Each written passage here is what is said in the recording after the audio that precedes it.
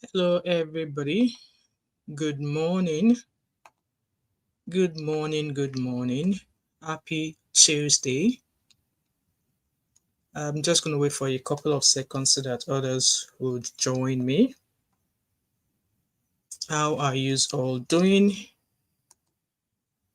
How are you all doing? All right, I've got a lot of browsers open right now, and I guess I need to shut down a couple. And the reason why I don't know which even one to shut down is because I've got a lot of pages that's going to be part of what I'm going to be discussing this morning. So maybe, yeah, let me quickly close down a couple of browsers and then we shall get started. Right, guys, please like and share as you come in. I really appreciate it. Like and share as you come in. So if you're new to my channel, welcome.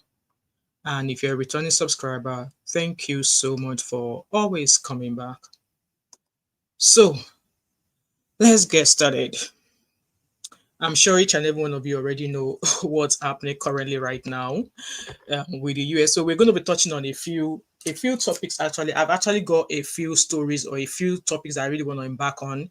So I'm just going to go as God leads this morning because I've got a lot of topics I really want to touch on. And obviously, from the title there, the main matter in the house is the fact that it seems that Nigerians and obviously maybe everybody are believing that the US is intentionally targeting Nigerians by canceling visas. Yeah, by canceling visas that were previously issued only for them to contact people and say, oh, by the way, you need to come, blah, blah, blah, blah, blah, and blah, blah, blah, blah, blah. And then their visas get cancelled for no reason.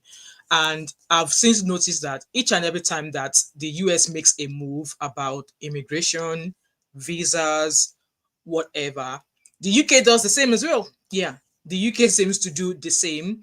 I think in the past 2 or 3 weeks now, there's been the talks of the UK saying, oh, they are shutting the door on immigrants, that people who are um, getting into the UK via small boats and stuff like that. And I know, as a Nigerian, I know Nigerians don't come into the UK via the boats.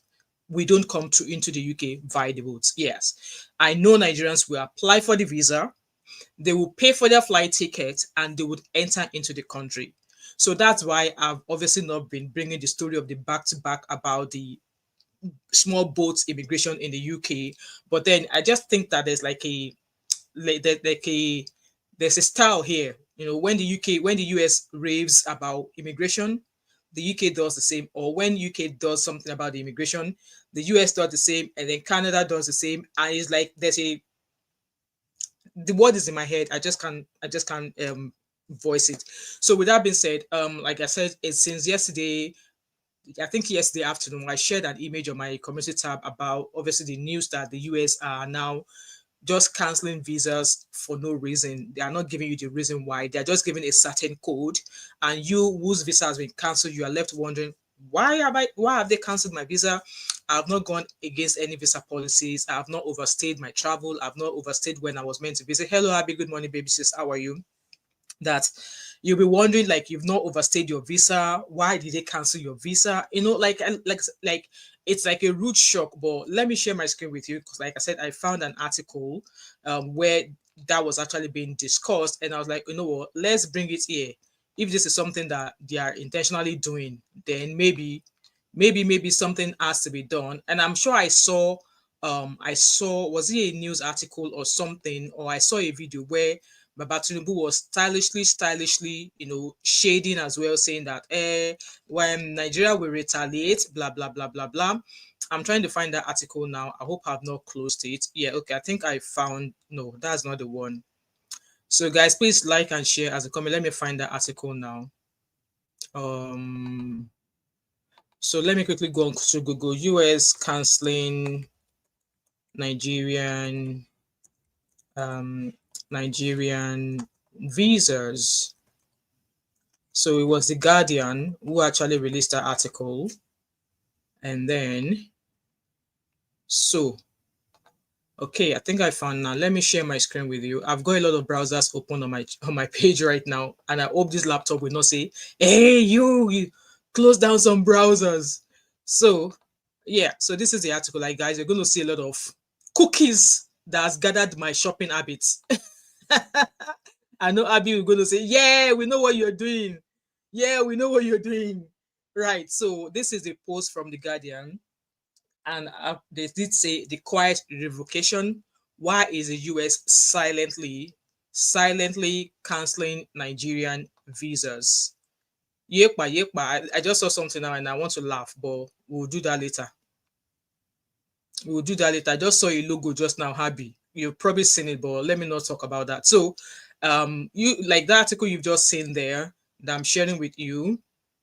Let me go back to it. I can't even find the article again. Okay, there it is. So it says there it was written on the 31st of August 2025, and it did say that in recent weeks, an unsettling trend has quietly unfolded.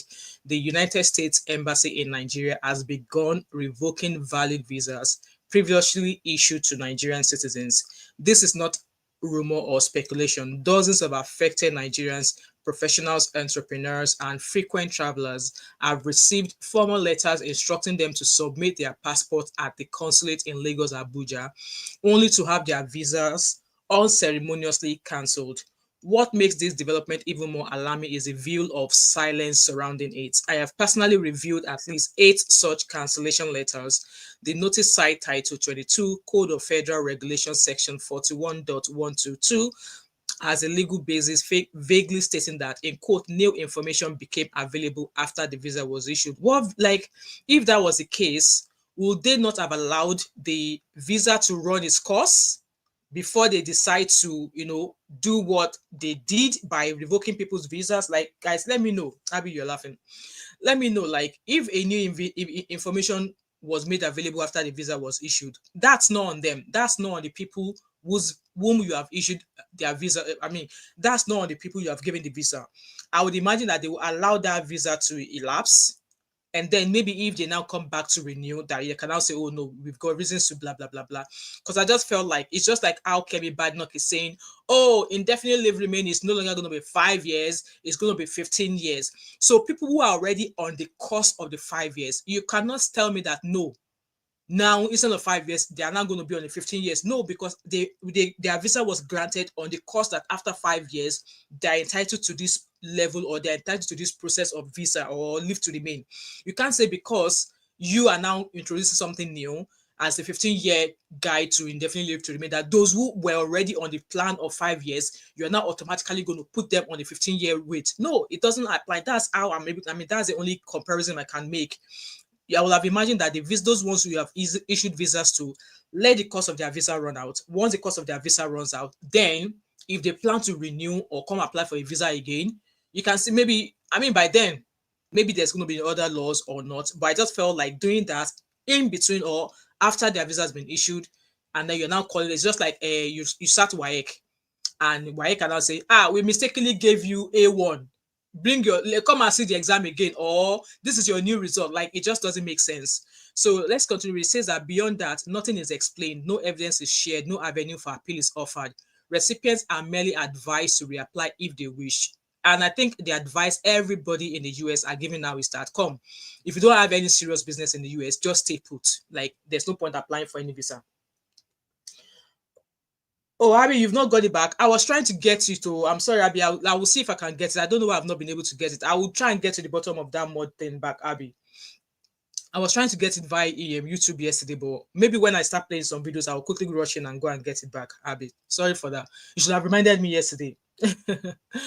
So yeah, let me put up. I will try and get it back, Abby, as soon as I'm able to start playing some videos now. Okay.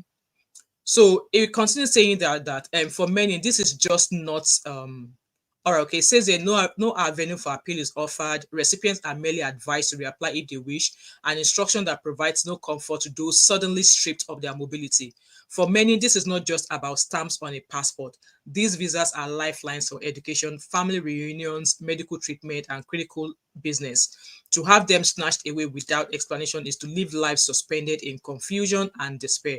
Among those affected is a prominent Nigerian journalist, the head of a federal parastatal. Oh, okay. Scheduled to deliver an international address, and a respected Abuja entrepreneur. Well, if America can do this, you guys remember that security business owner in Nigeria whose family were refused a UK visa.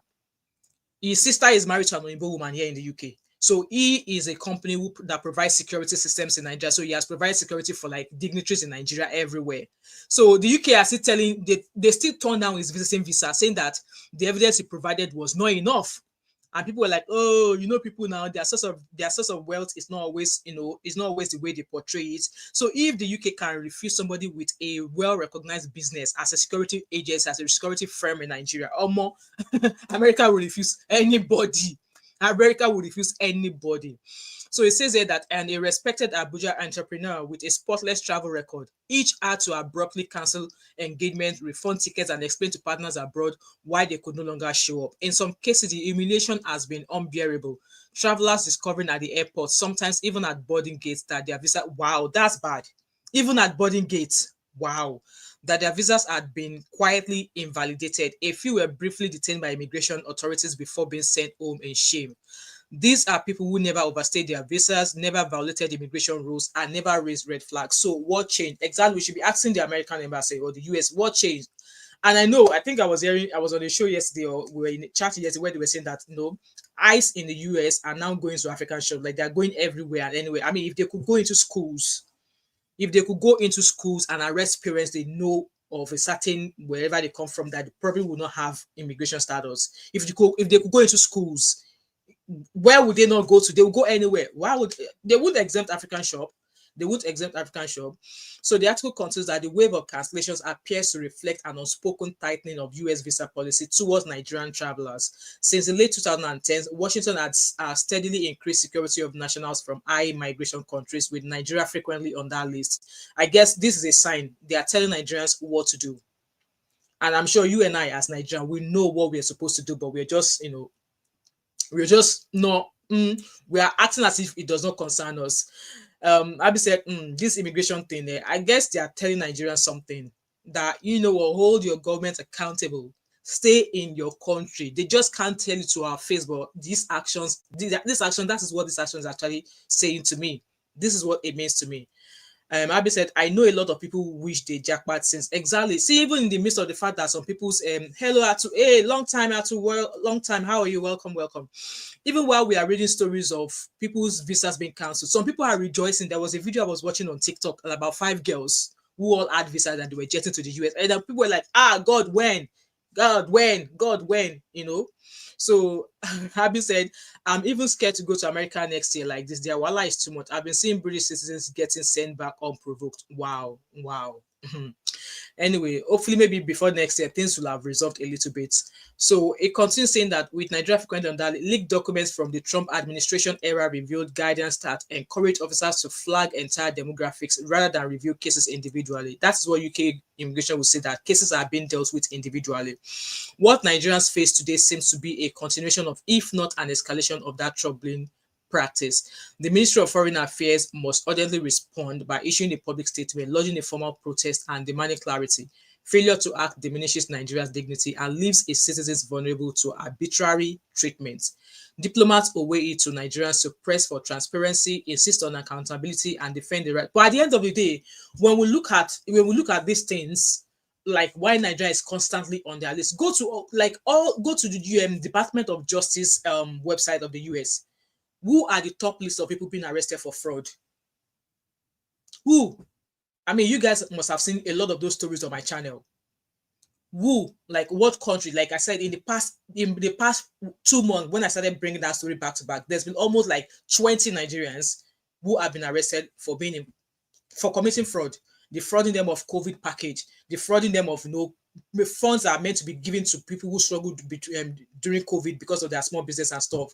Woo. So some of these things, at times we are pointing at this country for saying, oh, they are canceling visas, but then just because some other people are giving Nigerian bad names in the US does not mean, like, for example, this person who has a clear record of travel record, is visa or her visa being denied or being cancelled. It just doesn't make sense. I guess, like I said, they are trying to tell us something here, and as Nigerians, we are acting as if it does not concern us.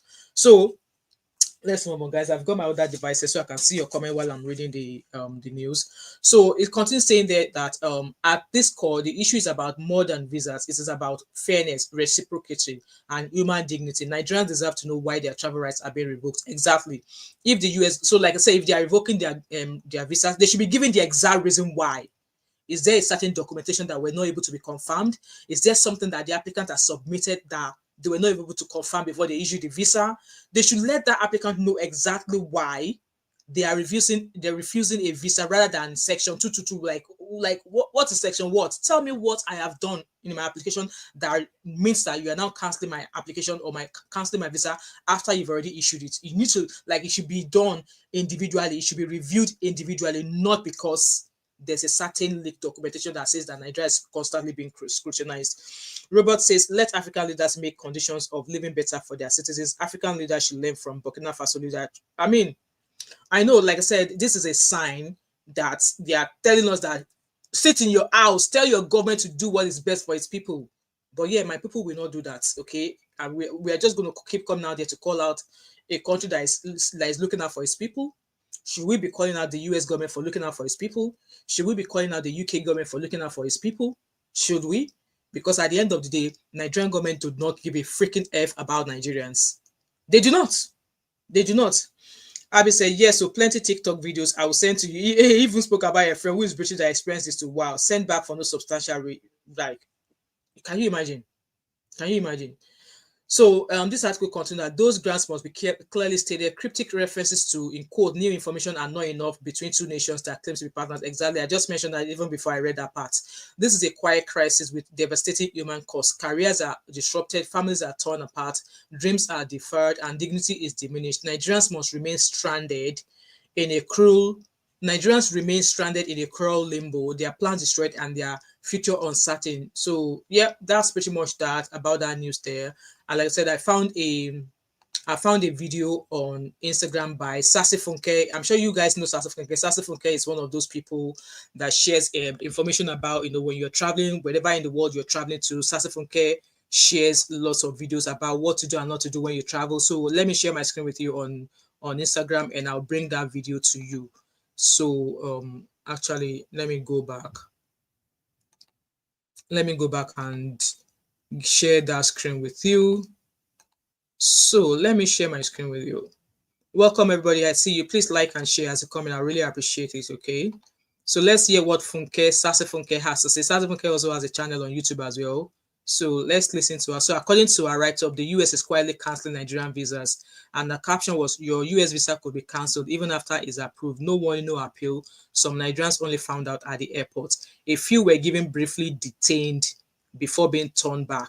According to Guardian Nigeria, this is quietly happening. So I've just read the article to you, but let's hear what Sassy Funke had to say. Waking up and finding out that your US visa has been cancelled. No explanation, no warning, just gone. According to The Guardian, the US Embassy in Nigeria has quietly started revoking valid visas issued to Nigerians, including professionals, entrepreneurs, and even government officials. We're talking people with spotless travel histories, a prominent journalist, a federal agency head who was about to speak at an international event, an Abuja entrepreneur who's never overstayed a visa, all of them cancelled. Some of them only found out at the airport when they're ready to board. A few were briefly detained by immigration officers before being turned back. The cancellation letters they received basically cited Title 22 Code of Federal Regulation, that new information became available after the visa was issued. But they don't tell you what exactly that new information is. There is no evidence, no right to appeal,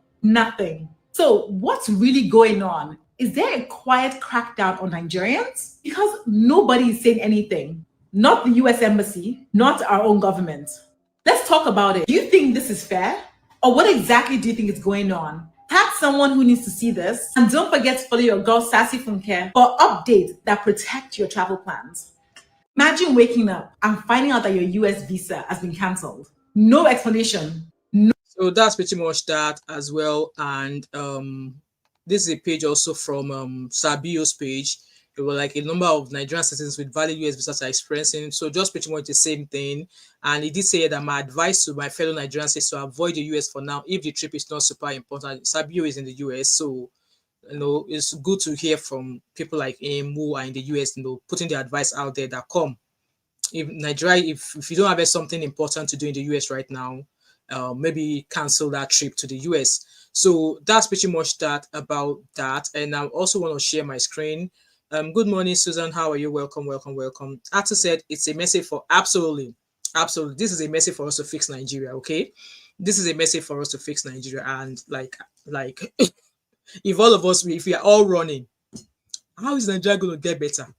If we are not dragging our government by their blocos, how is Nigeria going to get better? It's not going to ever freaking get better.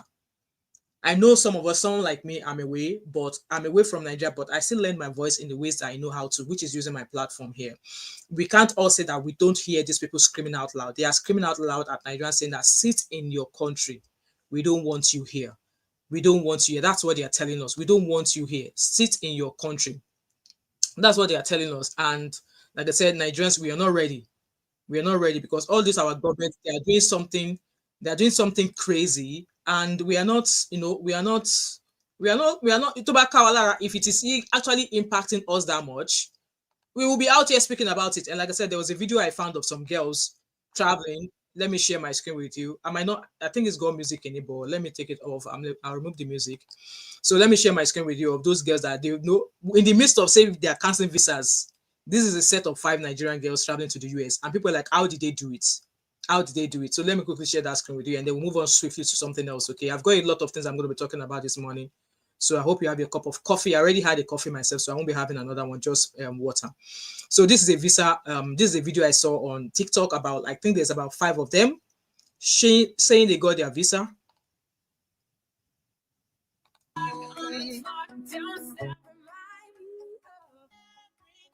So that's them packing their bags, traveling. And in the comments, people are like, welcome to Senior Lagos. Do we actually traveling to the US? That's 5 of them.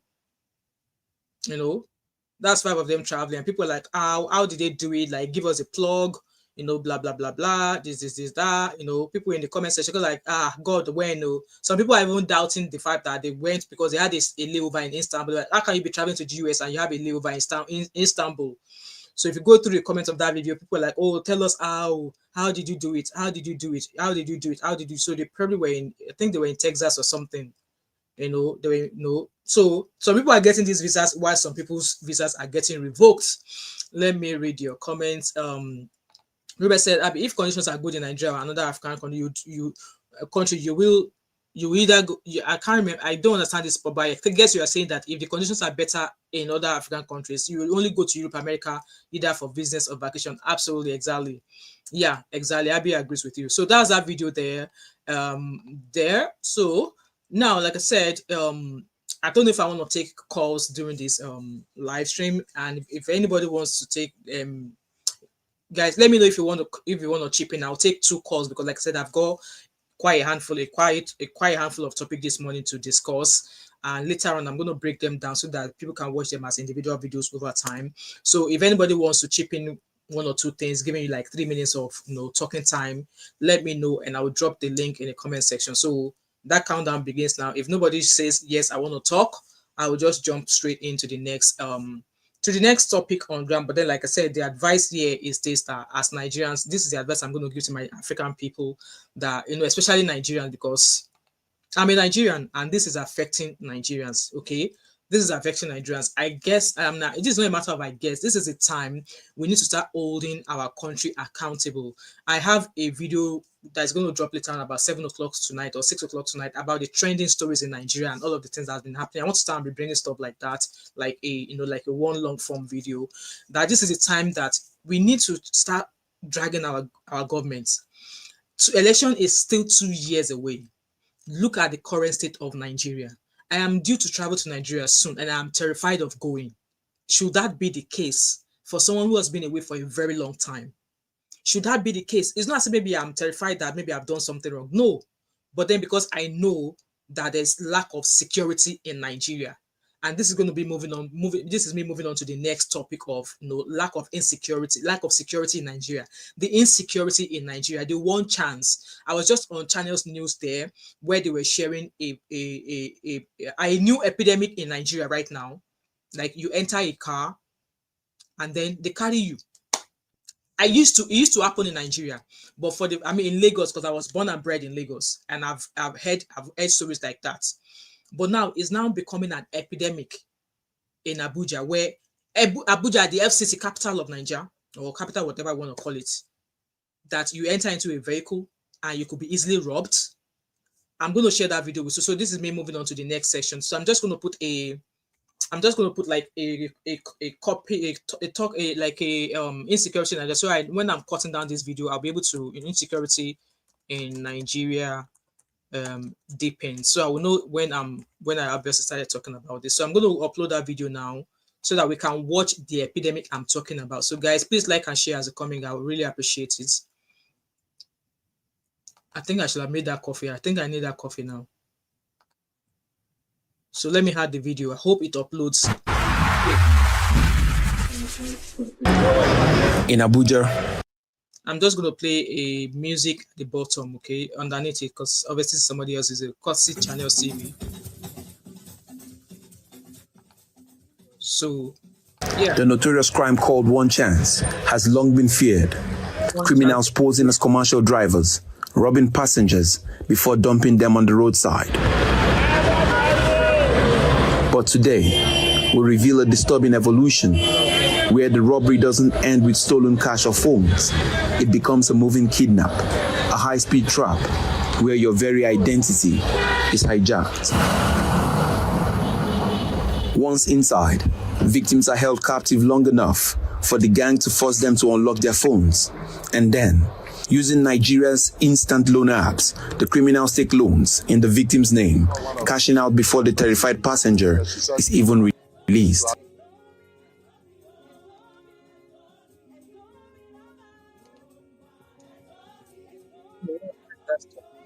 Sorry.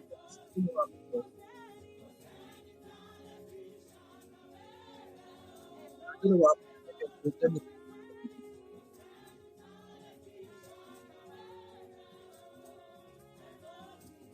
I don't know what. Let me repeat it.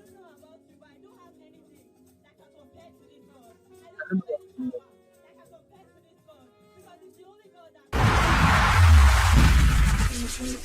Using Nigeria's instant loan apps, the criminals take loans in the victim's name, cashing out before the terrified passenger is even released. I shouted from the road where I was, area 8, and the car was actually about moving before I shouted. Good to see you, bro. How are you and the family? Good to see you, bro. And they stopped. So I ran to the vehicle. I said area 8 again. They said, "You have change?" I said, "Yes, I have 500 naira." It's okay, enter. So there was a guy sitting close to the passenger side. So as soon as I opened the vehicle and entered, he shifted for me towards the other side. So as soon as I entered, I noticed the glasses were winding up. So I was trying to look around and it was, everything just happened so fast. So always happens so fast. The guy in front, I know, Abby, came up with a knife, a jackknife, and was coming directly to me as if he was going to stab me on my chest. So I was not shouting. The one who shifted for me now tapped me with a gun and said, "Madam, the only thing that will save you here is cooperation. If you don't cooperate, we'll just kill you and push you out and nobody will know." So at that point, immediately he said that the one that came with jackknife now tied my face, tied my hand, and they bent me over under the back chair where I was, and they covered me. Both of them covered me, and the vehicle was moving. I didn't know where they were moving to, but they grabbed my bag and my phone, and they started asking me questions, my BVN number, my NIN, my account details, and how many banks do I operate, where do I work, what level am I, and all that. The things I saw before, they tied our eyes and our hands and overpowered us and started torturing us, beating us up, and asking us to cooperate. They were saying so many things that if we don't cooperate, that they would send us to Baba, then Baba house, and Baba will use our body for rituals. They will use our organs, stuff like that. So out of fear, we gave them our password and stuff. So they now opened our phone, collected all the whole money in our accounts, in my account. They collected all the whole money in my account and went ahead to borrow loan. And even the loan owner, I didn't even know that they already did that, because I think when they opened my app, they saw my BVN and all. So that was where they got the information from. With just a smartphone and a minimal check, so guys, this loan apps. When I watched this video, I actually dropped a comment underneath this video underneath channels page on YouTube. So in this case now, obviously, just in regards to the loan side, in terms of when people are applying for loans, so people have various loan apps on their mobile phone, their banking app. Even me that I'm sitting here, all of my banking apps are on my phone. Everything. The only thing I do not download on my phone, I don't use loan sharks. All these loan sharks, I don't. So if the worst come to the worst, I'll rather go take a loan from my bank or ask for an overdraft. I've never had to do that. But if worst come to the worst, I could either apply for a credit card or apply for a loan, and I'd rather go onto the website rather than onto the app. Okay. So now, in the case of these people, the first woman that said no, the lady that was saying that they attacked her, they took her phone and they used her details because they must have had her BVN, her NIN on her mobile phone, and they were able to apply for loan through all these loan apps. So when I was watching that video, the thing that came into my head was like, okay, if that person is applying for a loan via their mobile app, why not add another authentication process? So if they've already had their PIN, their BVN, their NIN, ask for an instant picture. I'm sure you guys know what I'm talking about. So I can't remember what I was trying to change my PIN number.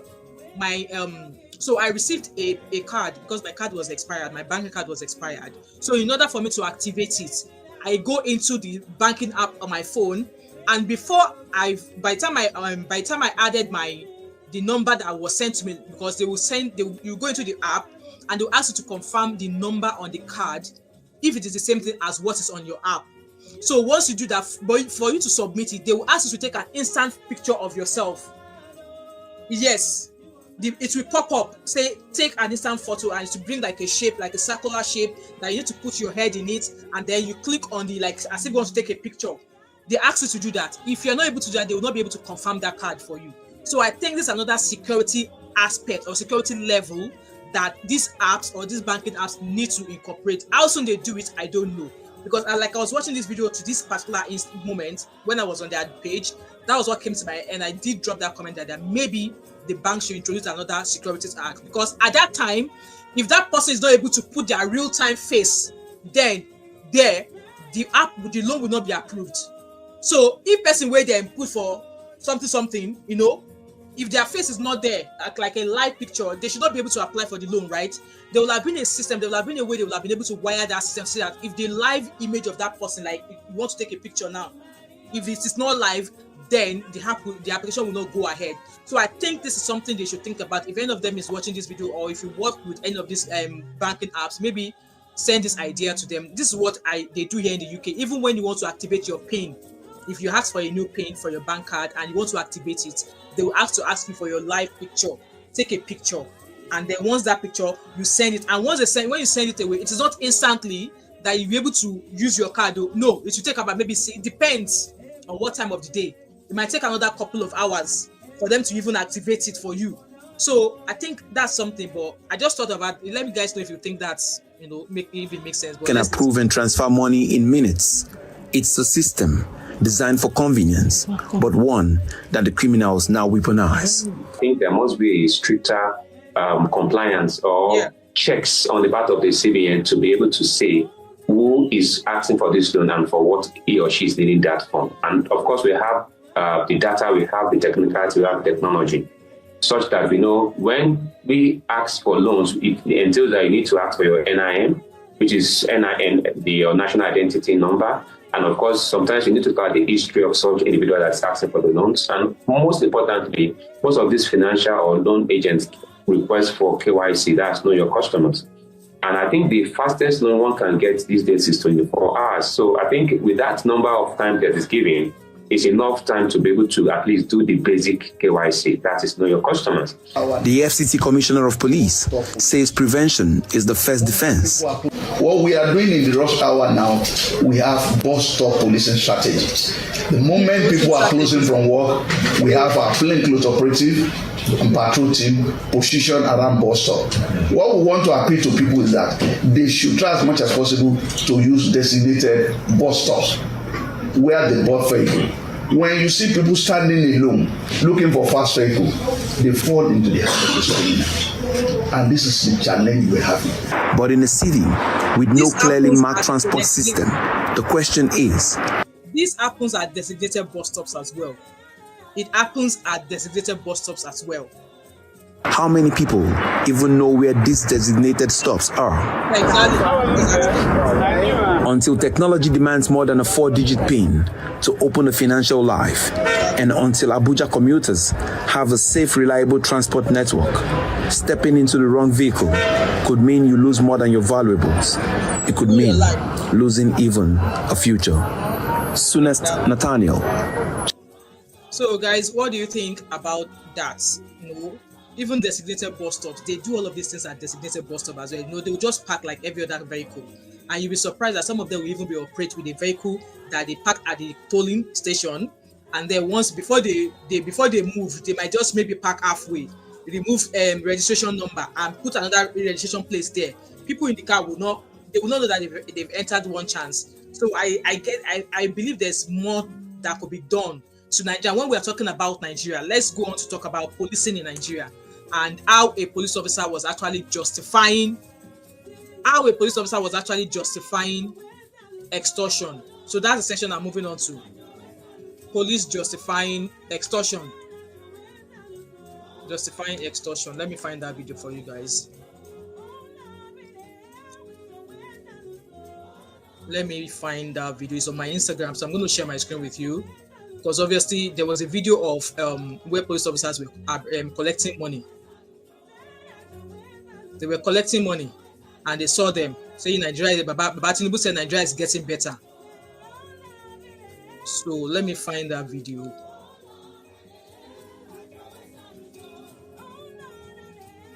Guys, like as you share as you are here, I'm trying to find that video.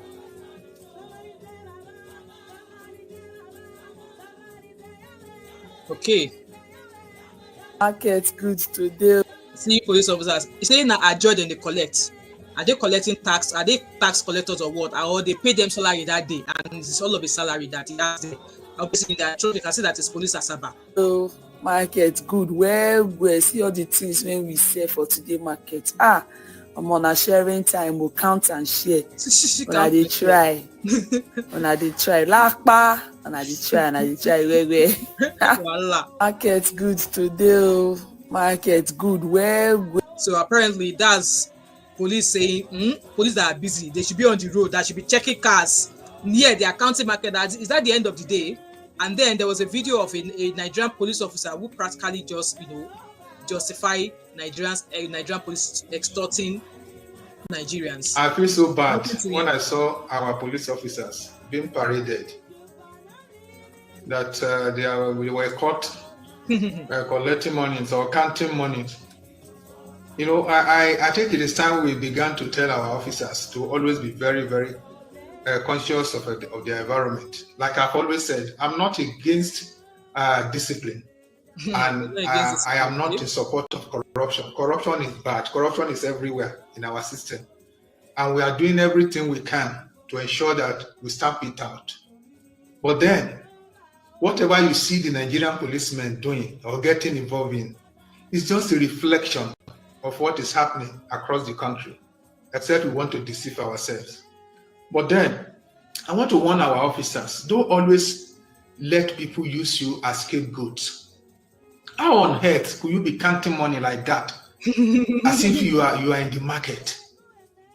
Look, let me tell you now, many you guys would think that, oh yes, it's actually speaking sense. Well, keep listening, though. Keep listening. Okay, it sounds as if he's a well-spoken, that is speaking against his colleague, right? Keep listening. Nigerians, I don't want to say all. They are not. It is not all. Many Nigerians do not like you. They vilify you. They said you are corrupt, albeit wrongly, because you are not the only one. Now, you are doing things, you are not helping yourself. You're not helping yourself. Because many of these Nigerians who are vilifying you, who are saying you are corrupt, they do not know your challenges. If they know your challenges, they will pity you. And that is why some of us, we are trying very hard to let people know. Are you not paid salaries? What challenges are they? What are the challenges? If there are any challenges, that is why they have bosses. They have Oga at the top, where they can go and put their challenges in front of him. But sitting in a truck, counting money, is that a job? Was a job? Because I'm not understanding what their challenges are. Maybe you should let us know as a girl what their challenges are. Okay? The challenges that Nigerian policemen are facing.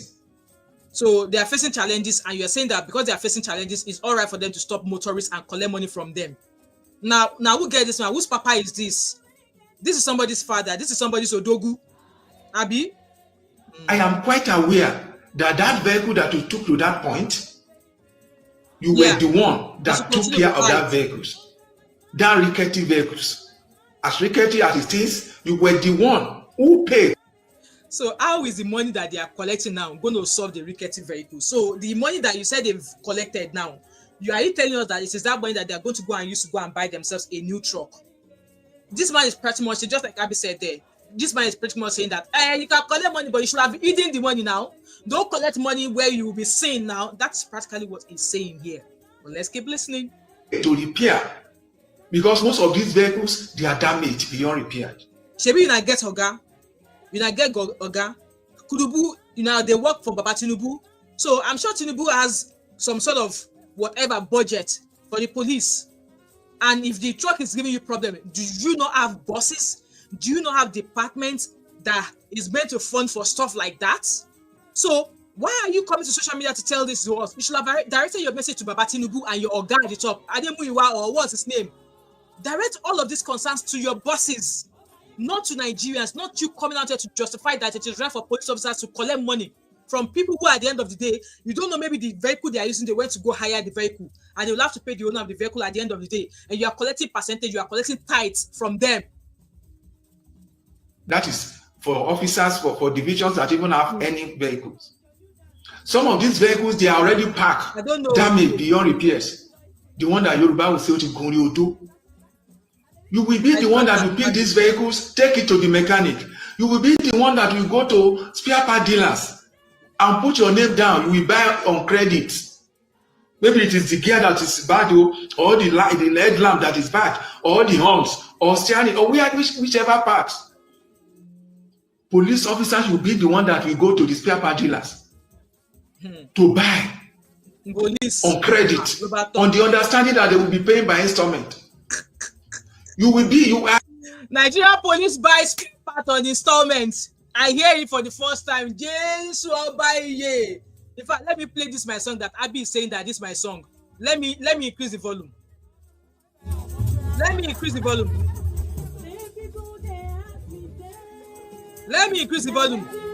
Nigerian police buying spare parts from Alaba market or where? Or Asaba market. And then they will buy on credit and pay later. This is the first time I'm hearing it. May God help Nigeria. Hey. Okay, let's reduce that. Let's reduce that volume. Let's keep watching. Let's keep listening. I don't even hear it up until this part. I must have slept when I was listening to it last night. I know your challenges because you were the one that will buy fuel inside that vehicles. So that is not an excuse anyway. I'm just hearing you for the first time. But can you help it? Can you help it? The person who sent you there now will not come out to say that he sent you there to go and collect money. Even though by the time you come back, he will definitely ask. He will ask how far. That is the word. I won't say more than that. He will ask how far. But I am saying that you should always be conscious of your environment. We have many organizations. Are you the only one going to the road? There are so many security agencies, both military and paramilitary. Are you saying that it is only policemen now that are involved in these things? But it is. At least now the person where they catch, that's what we are talking. Now the person where they catch, where them show us, now that's what we are talking. Other ones, if they catch them like the way they catch some of your man now, we will talk. But these things that is made known to us that police officers were the one who go to the market to go and buy spare parts, buying parts to fix the car on credit. Like, what the fuck? Seriously? In as much as he's coming out here, I like all the things that he's saying is none of our business. You not get Oga, go say it to your guy, even if it is true. We're not supposed to be listening to this. How are you putting all of this across to your managers, to your boss to say, boss, this is our issue. There's no truck. This truck, the tire is falling off. The wheel is doing that. The car is not going into gears. Does that justify you coming out here to extort money from Nigerians, the people that you're supposed to be protecting, and the people that some of your men have even cut their life short at some point? Like, Omo. Well, let's keep. It's only you. Always. Why? That is only you. I have seen. It is time we began to be cautious. You know. I mean, to be respectful. I have seen a situation where a motorist parked without being stopped by policemen and came out and gave policemen money. That's a different case. Private vehicles. That's a different commercial vehicles without being asked. We have officers like that. Do you know if the private officer, the private person was setting you up? They parked and came to give you money. Do you know if they were setting you up? Do you know? Because like I said, in a normal day, what business does Nigerian, what business does a police officer have taking money from anybody? You will not see that happen in diaspora. There was one that I was reading yesterday here in the UK. It was an Asian police officer that was caught who stole from a civilian. He was suspended. He lost his job and he lost his pension. He lost his job. He lost his pension. I won't be surprised if that guy, I don't think he was jailed, but he's probably going to go look for a job at Tesco stacking shelves. What business does a police officer have taking money off people? You're meant to protect, not extort. Even if it's a gift. We only check you and ask you to go.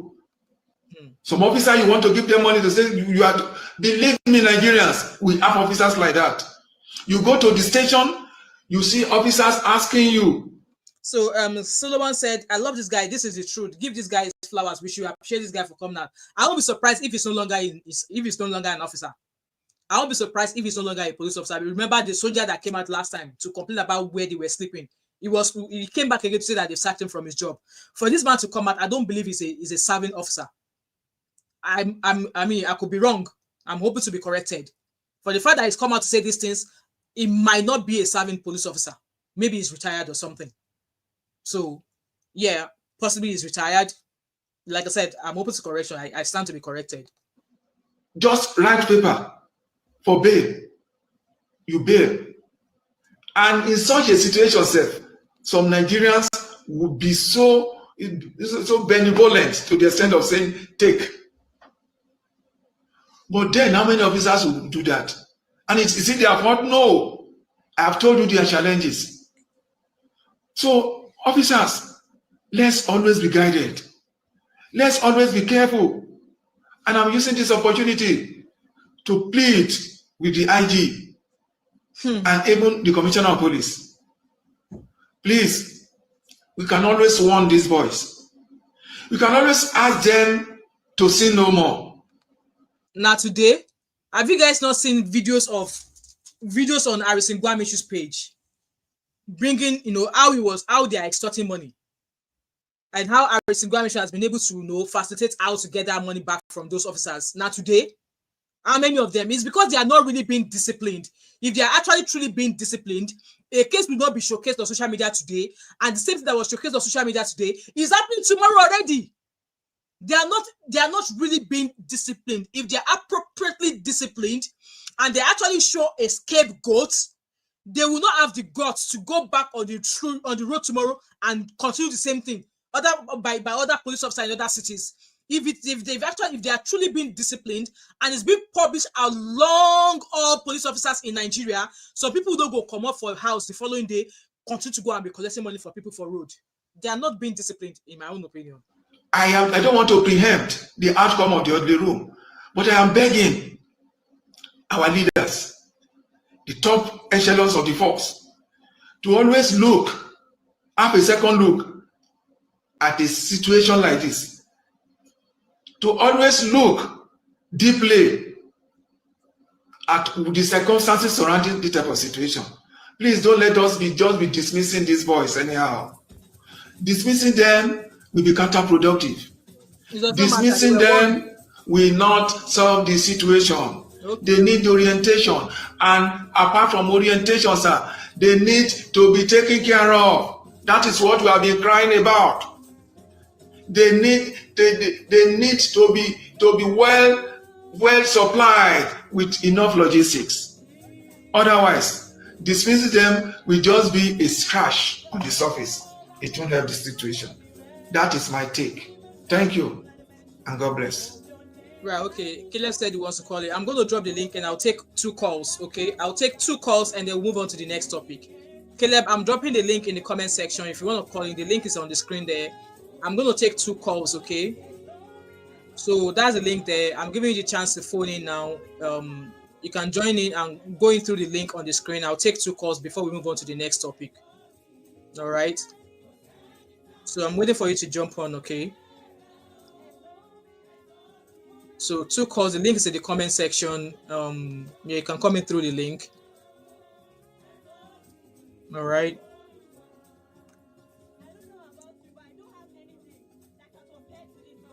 So I'm waiting on you. I'm waiting on you to join the link before I move on to the next topic.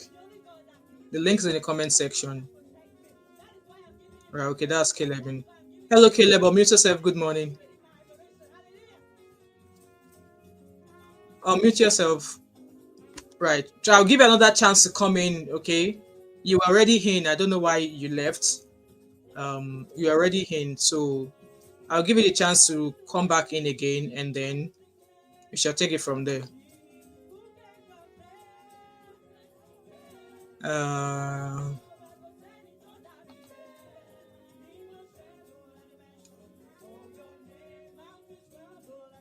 So are you back in again? Okay, I think I'm just going to move along to the next topic. So we're talking about Kemi Badenoch, which is the next section we are talking about. Kemi Badenoch allegedly lied. Kemi Badenoch allegedly lied. Okay, Caleb is back again.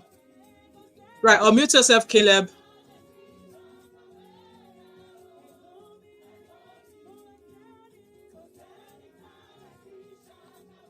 Unmute yourself, Caleb. You're already in the studio. Unmute yourself.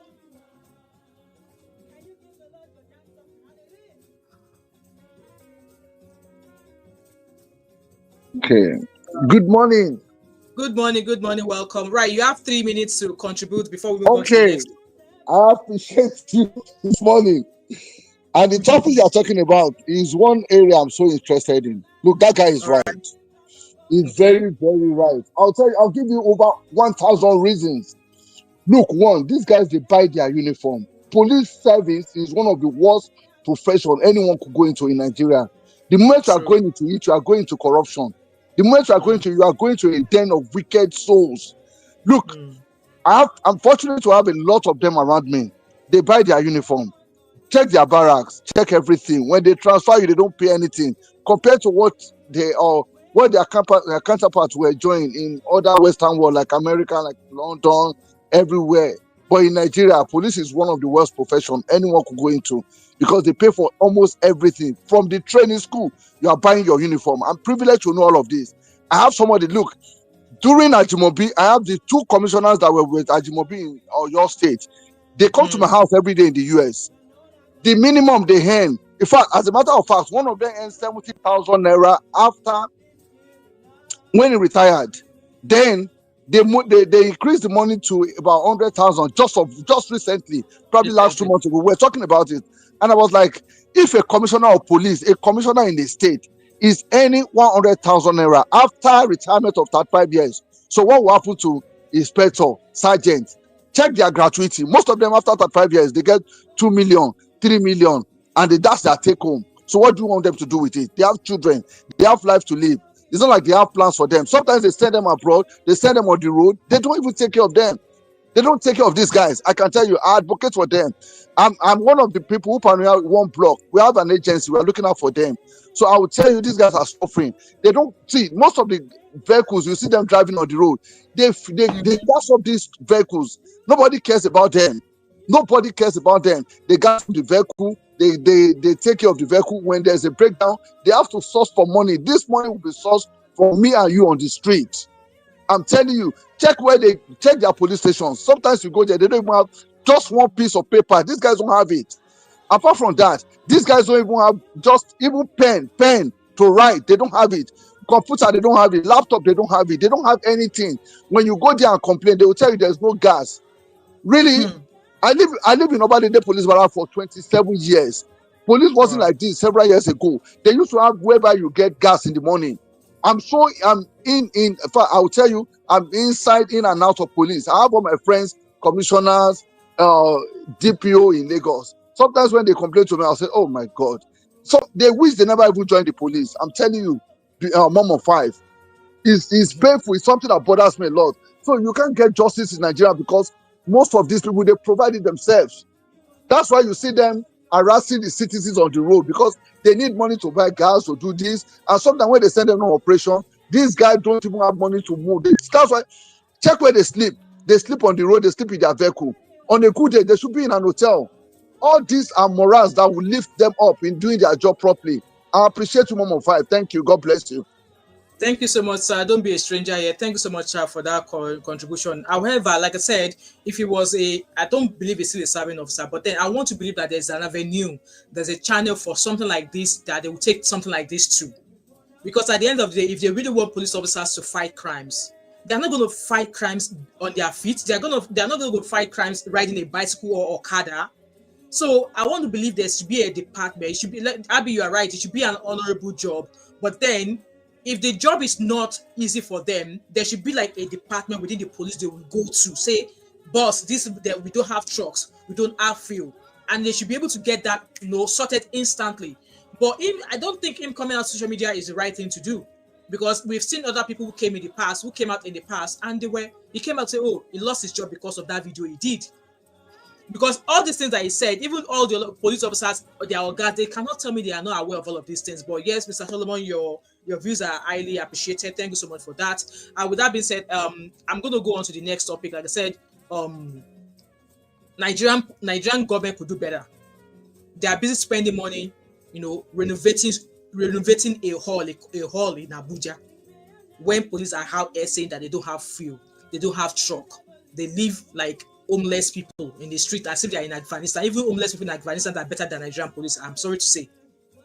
They are better than Nigerian police. So I believe there should be an avenue, there should be a channel, there should be a department where something like this could be easily addressed. So with that being said, I'm going to move on swiftly to the next one. And we are talking about Kemi Badenoch. And you guys know, people have been saying that that me and Kemi Badenoch, we don't look alike.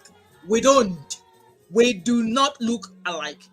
A lot have been said about Kemi Badenoch, about how she says she no longer identifies as Nigerian. No wahala. Somebody shared a picture yesterday saying that Kemi's dad has tribal marks. And I was like, I'm surprised that she did not have a tribal mark either.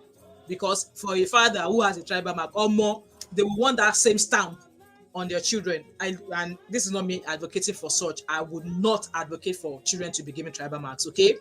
So she came out to say a lot of things, how she snitched on a classmate. She's that kind of Abby, she's not my sister. No, she is not my sister. She's not my sister. So, like I said, I don't have an issue with she using Nigeria to climb. And I'm surprised that recently there was a video or another interview she granted where she was like, oh, there's some people in conservative, because the leader of the conservative party, right? There are some people within the conservative party who racially.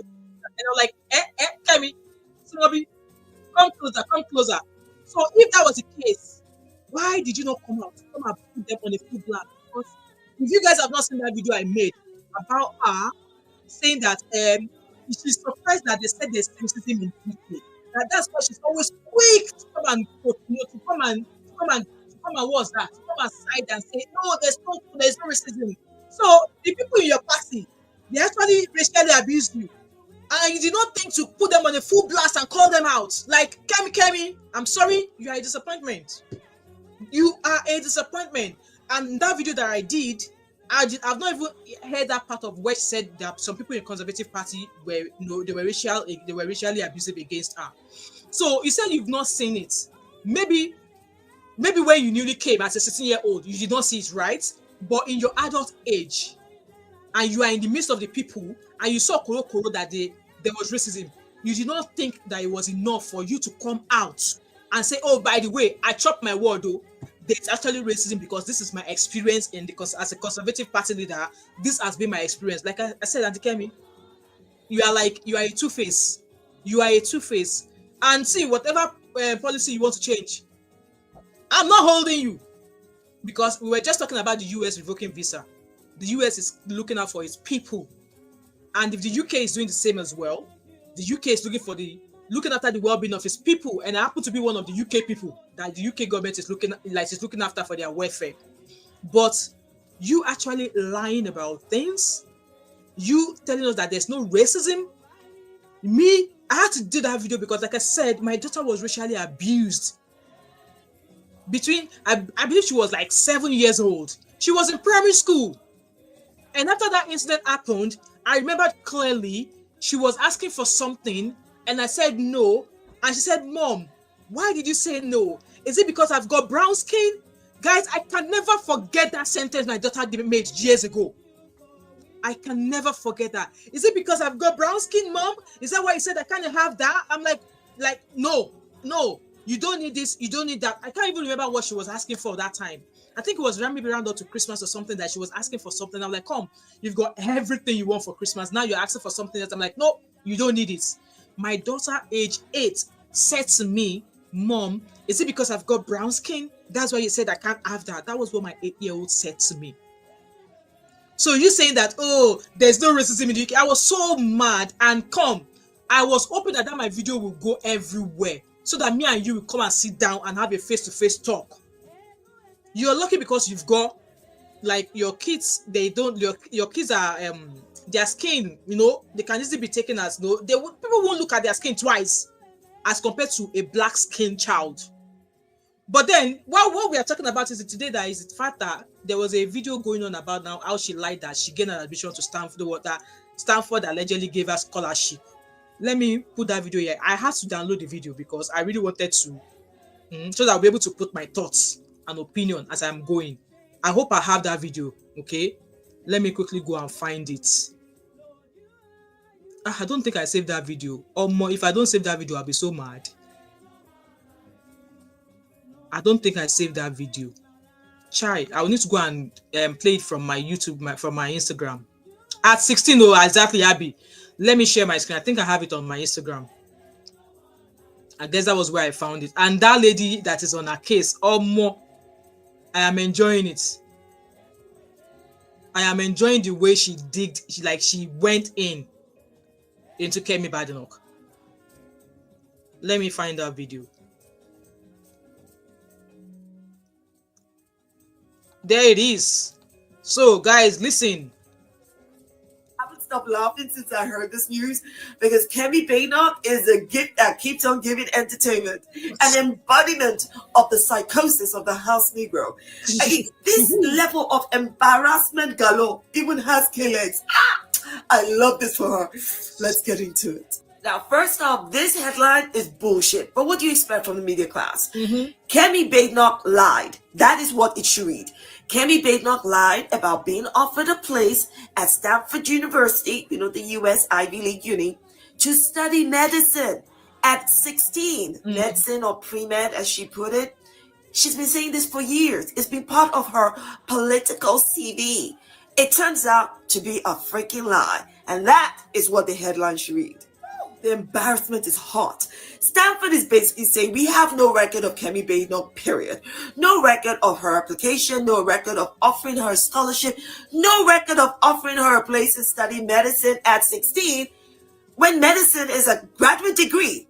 And no way would they have offered her a place to study a graduate degree based on her SATs alone. Like, my word. So what does Kemi have to say about this? Oh my word, they're really trying to insult our intelligence here. The conservative said Badenoch had not applied. So if she had not applied, how did she get the offer? No. But she had been offered the place anyway. because of her good exam results? SATs? Are you kidding me? They're literally insulting your intelligence. And this is the political class's way of saying, she misspoke. She did not misspeak. She lied. Like, basket mouth with loads of holes. Lies. And FYI, Stanford does not offer pre-med either. Help us tell them. Now, you're right thinking people would be asking the question, what was Kemi thinking? Well, Yes, Kemi was thinking like a white man, lying like a white man, cheating like a white man, stealing like a white man. If you voted for Kemi Badenoch or prefer her to a political opponent because this life formed some kind of positive impression on you, she did it the white way, which is the right way. This is the psychosis of the house Negro. Kemi Badenoch is so white she thinks she's Boris Johnson in black skin. Kemi Badenoch is so white she thinks she can lie her way through a political career with no consequence because I know Nigerian, I British. When black people call racial gatekeepers like Kemi Badenoch a coconut, blackface, white mask, anti-Thomas, they're absolutely spot on because this is what they're talking about, the psychosis of the house Negro. Kemi Badenoch has no story to tell, so she fabricates, obfuscates lies, and lies some more. Kemi Badenoch's motto is the white way is the right way. I'm so glad Kemi no longer identifies as Nigerian. She just needs to change her first name from Kemi to Kukukun with a K. Do you see what I did there? I'm just naturally creative. Now, they're absolutely spot on because this is what they're talking about, the psychosis of the house Negro. Kemi Badenoch has no story to tell, so she fabricates, obfuscates lies, and lies some more. Kemi Badenoch's motto is the white way is the right way. I'm so glad Kemi no longer identifies as Nigerian. She just needs to change her first name from Kemi to Kukukun with a K. Do you see what I did there? I'm just naturally creative. I haven't stopped laughing since I heard this news because I found another video on TikTok there. Let me share my screen with you on TikTok and then we'll move briefly because like for me, I've already said what I want to say in that might be other video that I made.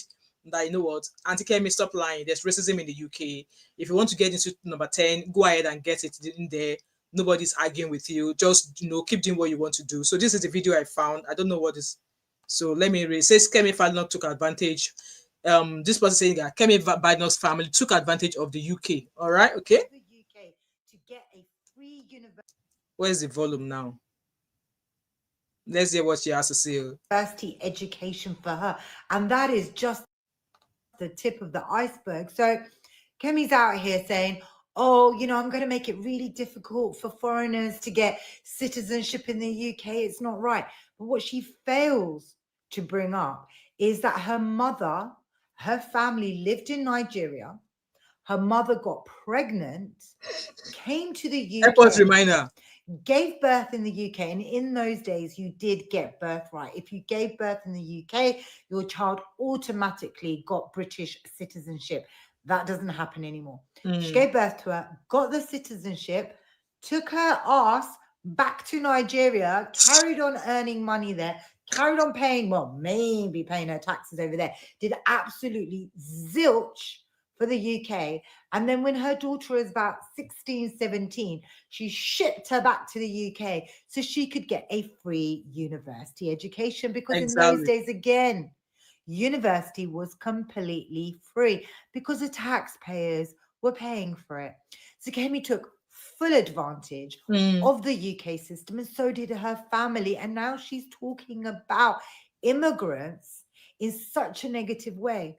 Why is it, Kemi? Is it because you're a crook? Exactly. Like she took advantage of all of that. Why is it not okay for another immigrant child to climb through the same system that she went through to be where she is today? Why is it wrong for another immigrant child to use the same route she used to get to where she is today? Why is it wrong?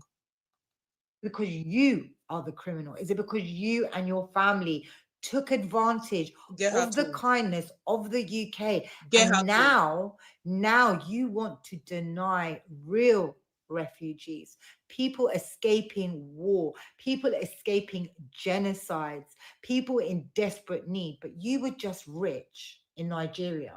Your mum took advantage, paid all that money to come over here. Because trust me, ordinary Nigerians can't do that. It's only the very, very rich. It seems people like are this tired of country's her. going to the dogs. And it's not because of refugees. It's because of the rich taking advantage wherever they can. Exactly. Kemi Badenoch's family took advantage. Well said to this sister. This sister said it all. Right, guys. Like I said, I've not got much to say about Kemi Badenoch. Like, I already said, like, when it comes to whatever it is that she's doing, I let her continue. If she want to lie, if she want to snitch, let her keep doing that. They've already bob her bubble. Just like Abby said that she's going to come out and say, oh, she used a different name then. Kemi Adegoke. That's her last name, right? Let them. She definitely wouldn't have applied using Badenoch because her sister, she was not married, right? It would be Kemi Adegoke. Or what is her middle name? Right? Stanford cannot say they, or she would probably say, oh, they do not have a good record keeping system. They are not Nigerian school, oh. They are not FGG Shagamu. They are not Federal Government Girls College Shagamu that you ridiculed. School that someone like me then doing them, because like I said, the age difference between me and Kemi Badenoch is 3 years. I think Kemi Badenoch is 45 or 40 something. So that school, I cried asking my parents to try and get me admission into that school. They were like, no, you are not going. No. And now you are trying to go into number 10. You don't think you will rubbish the school that some of us, like, even though I don't go that school, it's one of the schools because I have friends who went there and they've turned out great. And you now come and open your woo of it, to say that it's like the school 20. How many people in a dorm that they'll give you cutlass to go and be cutting the grass, and that it was that. Even the way she was talking, the presenter she was talking to, we also look at it as abuse. That they were asking students to go and be cutting grass. That is child USE. That is the kind of parenting we were giving in Africa that did not buy us. And they're not born you to give such parenting here. Like the video I did here, I was saying that my son, you wash your dishes. Somebody was like, why are you asking him to wash dishes? Get a tumble dryer. Why freaking hell should I get a tumble dryer? I mean, I said tumble dryer. Get a dishwasher. Why the freaking hell should I get a dishwasher when he has working hands? Like I said in that video, we need balance. And I'm going to get somewhere with that parenting shit. We are getting somewhere. It might take forever, but I'm getting somewhere with it. Yeah, because there has to be balance. Kemi Badenoch, you were cutting grass when you were in Federal Government Girls College Shagamu. Did you buy? Did your hand? Did you turn to Adete? Did you turn to? Are you not able to make use of your hands now? Did anything happen to you? Did anything happen to your back? No? Those are the things as African that shaped your life. And here in diaspora as well, you often hear of stories of children starting school or starting their first job at the age of 16. Some, they start becoming a paper boy. At the age of 14, during summer holidays, they will go and start selling. They will go and drop paper so they could get paid. They will go and drop milk. In Oyibo way, that is our style. And in Nigerian African way, we have our style as well. So why would we grow up with such way of upbringing, and we are being told that if we bring our kids up that way, that is ABUSC or more? We need to strike a balance. Abby said, eagerly waiting for her response. She will respond though. The kind of person she is, she will respond. For honestly, does it mean she lied about? Possibly. I don't know if there's maybe FGGC, the Federal Government Girls College, FGGC should maybe check their record to see if there's a record of Olukemi. Is it Fatuga or whatever her last name is? They should find if they have a record of her, because if there's actually no record of her, that's like a big lie and tarnish against that school, and they should sue her ass. They should sue her. Abby said a lot of people look forward to going to Abby, even Queen's College in Yaba. I sat the entrance exam for that. I did not get in, but obviously we all know that then now money, if you know, for the fact that I was even able to be selected for that entrance exam, I knew it was just because we don't get money to bribe anybody. Because yes, we knew, we actually, the principal, the woman who used to be the principal of Queen's College, Yaba, she was living very close to where I was living in Shangisha. It's just a street away. She was a principal. And my mom has gone to do a couple of cooking, taking some, because my mom do some private cooking as a chef. My mom does that. My mom did that up until before I left home. So my mom knew her, and that was when she told her that Mrs. Labada, my daughter said she wants to go to this social school, and she was like, oh, that she will help me. So I bought the form, I registered for the entrance exam, I sat the exam. Time for result to come out, I no see result too. Time for results to come out, I no see result. No, my mom tried her best, but obviously God just said that I was not going to go to that school, only for her to come and rubbish. Like I said, like Abby said, that she's gonna come with a response, and we are waiting for that. I'm gonna round up with the Queen's College, Yaba. I'm sure Queen's College is in Yaba. Yes, I went there. I remember on a rainy Saturday like that when my mom took me to go and see that entrance exam. I remember that college and my trip to Lagos I'm planning. I'm going to try and go, like maybe just drive through. I don't know if it's still there, but just get someone to drive me through there. I said also without context of what Nigerian schools see as discipline, not saying it's right, but exactly. Anyway, let's move on to the next topic. Let's talk about Madam Tinubu, First Lady of Nigeria, soliciting for fund. First Lady of Nigeria soliciting for funds at 65 because she's turning 65. So that's what we are talking about now. So I guess this is going to be there's still one more topic I want to do, and that's just about UK immigration and all of this policy. So that's what I want to do. So I'm taking my note down so that when I'm editing, I'm going to break this video down into short form so that people can watch later on. So I'm going to play that video right now, and I think I'm going to do Very Dark Man last. We'll do Very Dark Man last, and then we'll do UK after Kemi. Okay, so we're talking about First Lady of Nigeria. She's turning 65, and she has requested for something. Let me share that video with you guys. She has requested for something. Let me put the video up. That's the image. Let me find the video. Video file is what I'm looking for.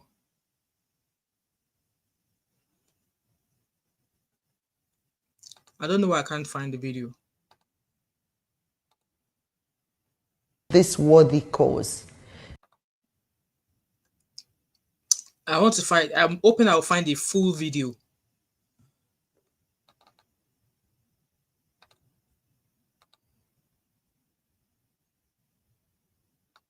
Okay, I think this is the full video.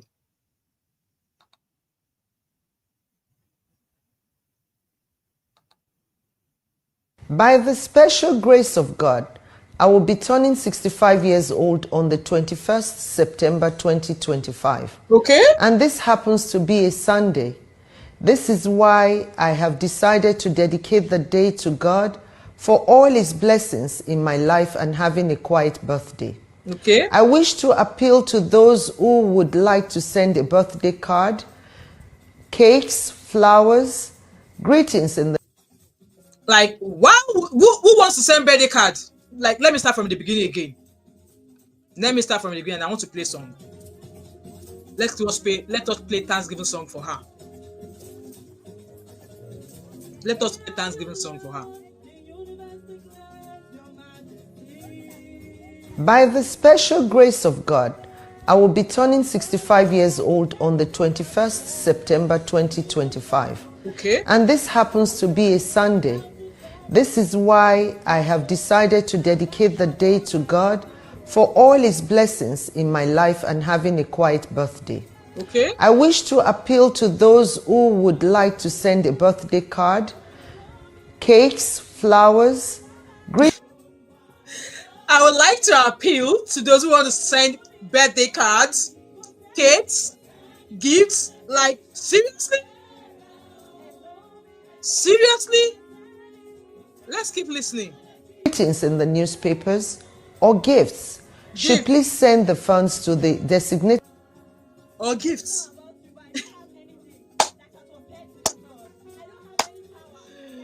Originally, only in Nigeria. Gifts, cards, messages via those of you who might want to send gifts, cards, or messages via newspapers as she turns 65. Account for a special project close to my heart, among many others. the completion of the National Library. This will be the best birthday present I could receive. So she wants to refurbish the National Library. Husband refurbished. What is the name of that conference center in Abuja that husband refurbished? Husband refurbished, spending billions to refurbish. And then the wife is now coming. She wants to refurbish the National Library. I beg to every young Nigerian child, of what use is that library to them? When there are hundreds of primary schools in Lagos. Recently, we heard how Abuja students were on strike for how many months? It took laughing cow with a nose ring to go and protest so that teacher salaries will be paid with their increments. And now First Lady is saying that she turned 65, her desire is to refurbish the National Library. I beg, those of you who are in Nigeria, either as a scholar, either as a teacher, how many times have you gone into a library? Regardless of where your location are in Nigeria. How many times? When we have technology, one on my laptop right now, I can access any article from anywhere I want to. Some pages might mean that I need to maybe register or pay for a subscription. I can't even remember the last time I ever visited the library. There's a library that is 5 minutes walk away from me here. My kids often use it, especially if they want quiet. For me, I'm not a fan of library anyway. When you have technology that you can just go on Google, like if you go to Google Books, you'll be able to access whatever. And then she says National Library. So I don't know which one. Is it the one? I think there's one in Abuja. I am not sure. So the National Library is what she would like to refurbish. Like I said, the average child in Nigeria is not even able to go to primary school because either the roof is leaking rain or there is no roof at all. Did you guys saw what happened during the last WAEC exams? Students had to do exams because paper leaked. They had to do exams at 10 o'clock at night. What have they done? None of them has come out to call that bullshit out. So at 65, she's appealing. I don't think she's appealing to a standard Nigerian, but then she knows the kind of people she rolls with. Why not contact them privately? Why not contact? You have your people in the House of Senate. She was once a senator. She has people in the House of Senate. Why don't you go and put this motion to the senators? Because you are all parties, right? You were all in the House of Parliament or out of Senate doing all of whatever that you can do. You now televised to Nigerians. She wants to gather money like Very Dark Man, the way Very Dark Man gathered money for NGO, so that all the rich musicians can put money because you want. Jehovah, Jehovah. Let's keep listening. My love for education has informed my decision to dedicate my birth. I'm trying to get the other part. Fund is coordinated by the Federal Ministry of Education under Oluremi at 65 Education Fund, Zenith Bank PLC. Abby, Joy, I don't know which of the National Library. Abby said National Library from 36 states. You know, she's probably in Abuja. It's probably going to be the one in Abuja because I think there's one in Abuja. I think there's one. I'll try. I was able to Google one, so it came up with one in Abuja, and I think there's one somewhere else, but it's one in Abuja that came up. When I just typed National Library, and it's one in Abuja that came up first on Google.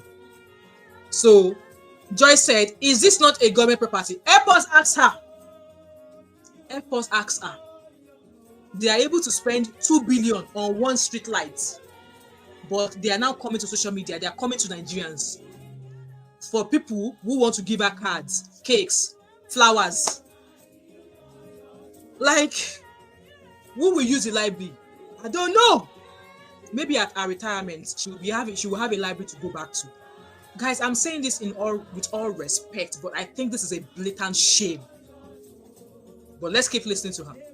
Account number is 1310314. First Lady gave out account number. Me, I want to go to Nigeria next year with my children. I think I need to set up a GoFundMe. Guys, if you're going to support me, let me know so I can go and set it up. help Wemimo take our kids to Nigeria for the first time. I want to go and do Christmas with them next year. I think I'm going to actually set it up for a laugh and see maybe people will put money in it. I think I'm going to do it. Yeah. Help Wemimo take our children to Nigeria for the first time in 21 years. I'm going to do it. If our First Lady of Nigeria can come out here to appeal for money, what's stopping me? What's stopping me? Let's keep listening. 977. Thank you for joining me in this building project. God bless you. So you guys heard that our First Lady said that it is her desire, turning 65, is her desire as she's turning 65 that she wants to refurbish the National Library. Let me share the image that I found on Google when I was checking out Google. So this was the image I found of the National Library. It says National Library of Nigeria. So I don't know what that's called, but it says something all. And I think I found other images as well. Let me see if I found more. I think there was 2 images I took. I think it's 2 images I found. I think I only saved that one. Yeah, so that's that. So our First Lady wants to refurbish National Library. We don't know which one she wants to refurbish though. We don't know which one she wants to refurbish. Guys, I am shooked. I'm going to read your comments. By the special grace of... I am not going to say anymore. I don't even have a lot to say. Because like I said, this is a shame. With all of the budgets, just like Joy said, after all the budget allocated to the Ministry of Education, if she wants even if she even wants to do that at all, she should be doing that out of her pocket. And then again, she's asking, and I believe that addressing this video that has been released to Nigerians, it is not Nigerians' business. She has the people she rolls with. She knows her own people. She should have messaged them privately and say, oh, my people, this is what I want to do. That this is what I want to do. Come and support me. Omo. Abby said she wants to say she did exactly. Shebi, her husband has been refurbishing places and he has been renaming things. Asiwaju Bola Ahmed Tinubu's Hall, Asiwaju Bola Ahmed Federal Polytechnic, Asiwaju Ahmed Bola. This is the pattern. Yeah, so Abby, she called out the account number. Account number. Like, I'm shooked. I have to say, she just distributed cars in Lagos some days ago. Now appealing. So where was the money for the money for the cars? Where did they come from? Where did the money come from? Where did the money come from? Awito Baba Tinubu said, there is no more corruption in Nigeria. Let me go and find that video, guys. Baba said, no more corruption in Nigeria. That was what Baba said. Baba was at a conference in Brazil. I think it's going to be in that forthcoming video. That video is going to go live at 7 o'clock tonight. Baba said no more corruption in Nigeria. That was what Baba Tinubu told them at that conference in Brazil that he went a few days ago. No more corruption. That since he came into power, no more corruption in Nigeria. Can Nigerians actually say yes or no to that? That truly no more corruption. Eh? I am shooked for Nigeria. Look at the Abi said, is it not the government's job to refurbish public property? Oh, maybe we don't know. They should come and let us know. Because I would imagine that all of these things, they have budget for them. Now, all of the people that want to give Mama Tinubu cake, come and give me the money. Me, I need the money. If you want to go and buy card, you want to go and buy flower, or you want to go and put a big picture of her in a newspaper in Nigeria, say happy birthday to you, Mama Tinubu, come and give me that money. I need it. I need it. John said, begging is in the gene of Nigerian with zero shame regardless of their status. Me, I want to start my own begging now. I am actually starting a GoFundMe page. I've not taken my kids to Nigeria in 21 years, so I want to be able to take them next year. And when I was looking at the ticket in January, actually, for me and my kids, it's going to cost us over 10 grand. for flight tickets to Nigeria. That's excluding maybe if you need to check. I mean, accommodation is not going to be a problem. That is just flight ticket alone. So I have young adults. I have 3 young adults and I have 2 under 16. So I will have to pay for tickets for 4 adults, including me, and then 2 underage. When I went to check British Airways, it was almost 10 grand. 10 grand. 10 grand. So our first lady is very, very strange. Guys, if you're watching this video back, please leave your thought and opinion as always. All right? No be my mouth, Nagoyeran. No be my mouth in Nagoyeran. So, guys, let's move on swiftly to talk about what's going on in the UK at the moment. UK immigration, I found an article that I just want to read. Like, UK, they are not backing down. They are not backing down with this talk of... Joy said they will name it after her. Obviously, that's what's going to happen. Remi Tinubu Library. That's what's going to happen. That's what's going to happen. Anyway, guys, let me share my screen with you. Let's discuss about this article that I found on about UK immigration. Because, like I said, there's a lot going on right now, and it's obviously affecting international students as well. So this was the one. I'm looking to buy this. That's why it's on my. I don't know how I'm going to clear all these cookies from my channel, from my page. So it says here that visa warning. Guys, I've been saying that. What? Anytime the US do something, UK too will come up with that. Well, anytime the UK does something, US will come up with that. So it says a visa warning. International students will be told to leave the UK when their right to remain expires. I think I should use that as a title so I will be able to find this video later on. So that's what they are telling us here. Let me put this topic. Let me put it as a topic up here. So, like I said, the UK has been going back to back. They're trying to send people back and all of this. It's a shame. But, I was going to actually do the reactions of people. Let me quickly do the reactions of people in regards to this Tinubu's. Should I really do it? Let's move on. I've already gone past that video. So, sharing my screen with you is the page, obviously, where the news article is talking about.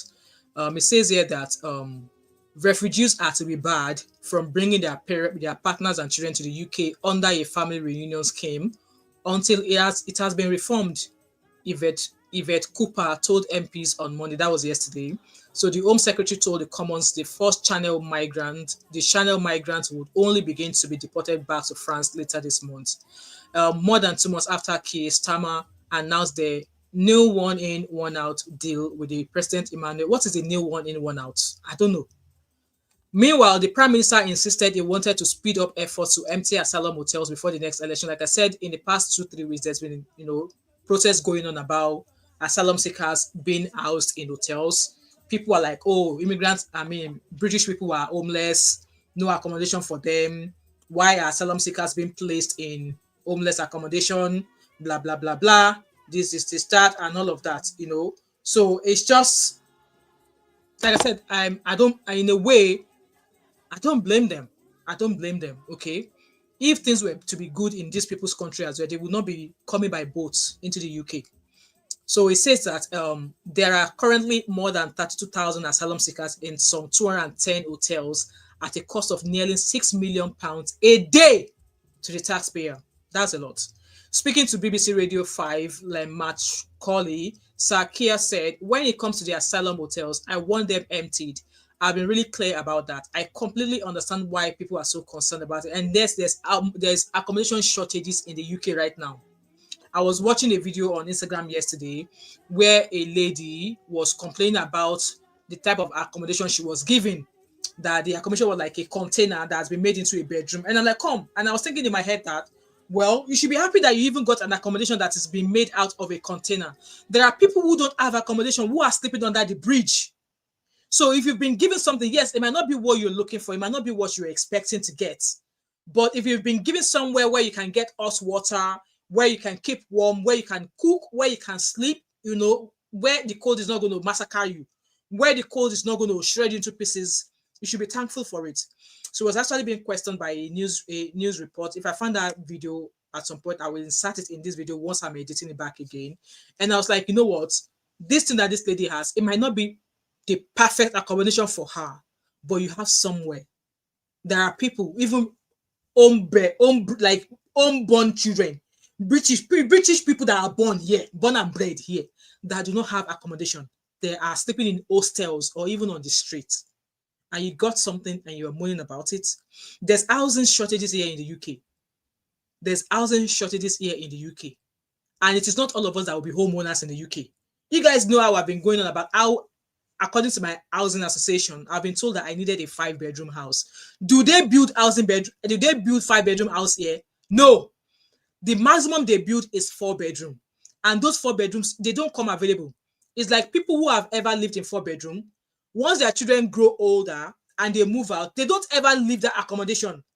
That's when they will start taking all of their grandchildren in with them so that they don't have to move out of that home. And some have had the opportunity that the council was able to sell that house to them.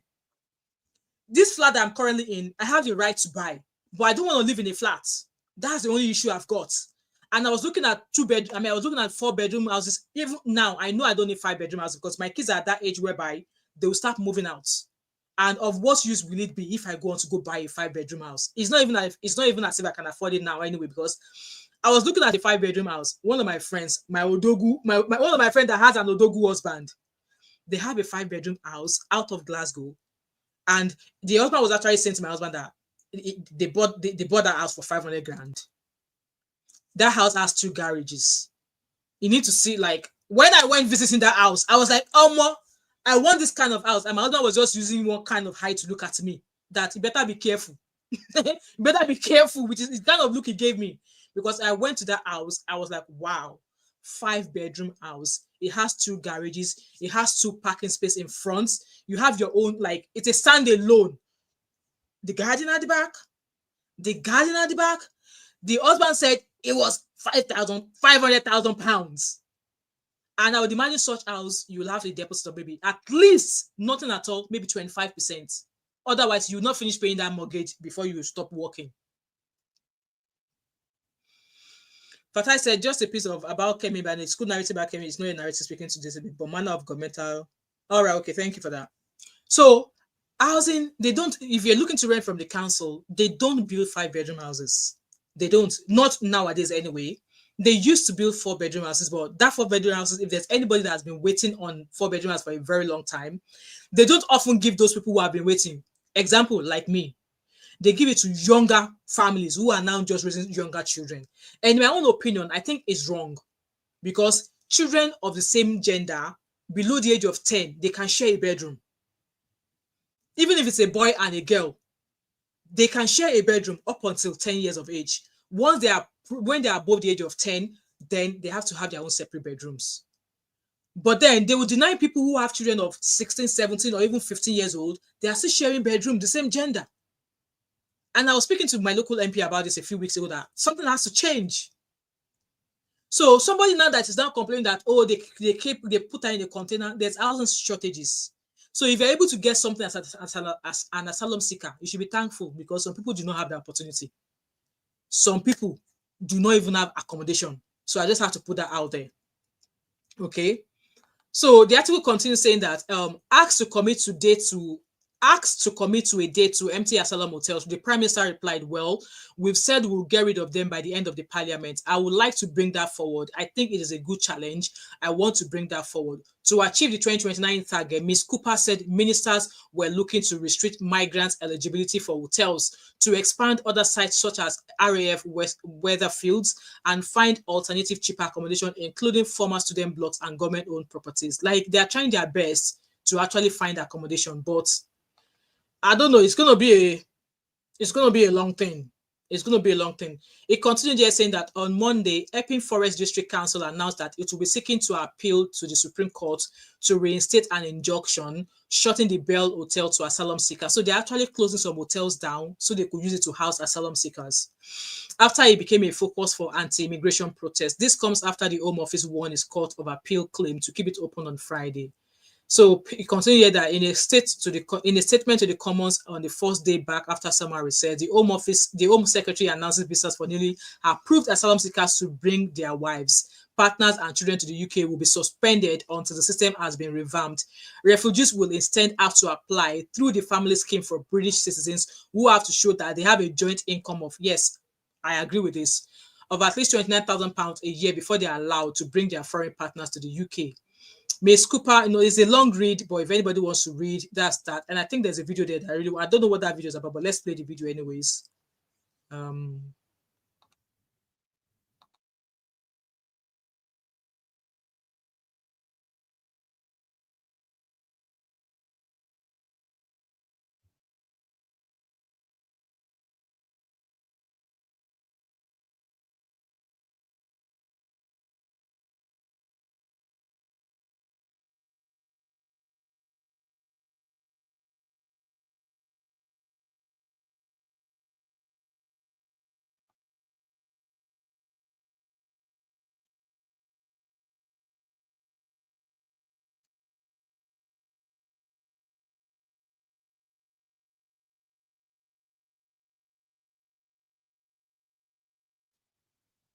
Am I sharing the right page? I don't think I'm sharing the right page. Let me share the page I really want to share. I think I was sharing the wrong page.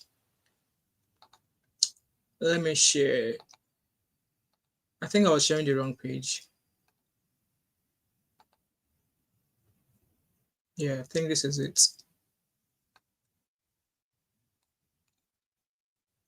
Yeah, so this is the video. Reforms are needed.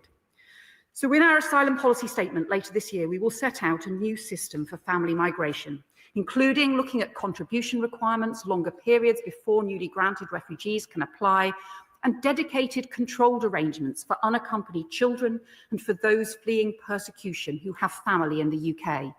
And we aim to have some of those changes in place for the spring. But in the meantime, we do need to address the immediate pressures on local authorities and the risks from criminal gangs using family reunion as a pull factor to encourage more people onto dangerous boats. Therefore, we're bringing forward new immigration rules this week to temporarily suspend new applications under the existing dedicated refugee family reunion route. Until the new framework is introduced, refugees will be covered by the same family migration rules and conditions as everyone else. So you guys heard there. So at some point this week, they're going to be introducing new immigration rules as to what is happening and all of that. So like, UK is raving mad, and then the US also are doing their thing. And like I said, I definitely understand why they are doing this. There's housing shortages. And just like I said, there was a lady that was complaining about the fact that she was not given a proper accommodation. And I was just like, you are lucky that you have an accommodation. There are some people who do not have an accommodation. And here you are mourning, saying that, oh, this place is not suitable for you to live in, blah, blah, blah, blah. It's just crazy, but a beggar has no choice. Or is that not how they say, or how do they say it? Let me see if I can find that video of her where she was complaining that it's not suitable enough for her and all of this. And I was just like, no, there are some people who are actually looking for that accommodation for you. Like if I go into the city center now, if I go into Glasgow city center, you see a lot of people sleeping underneath the bridge. You see them sleeping underneath the bridge. What do you have to say?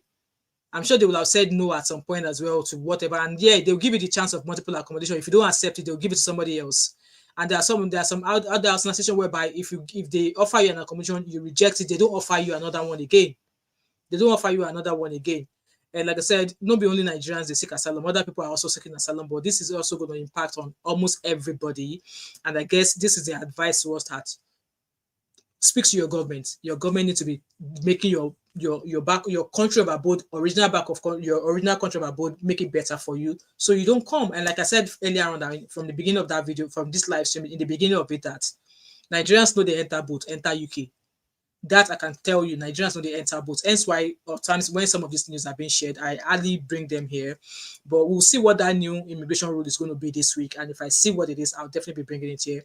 With that being said, I'm going to jump on to Very Dark Man. Obviously, there's a story that there's an alleged news to say that he has taken time off social media. And I'm like, time off care.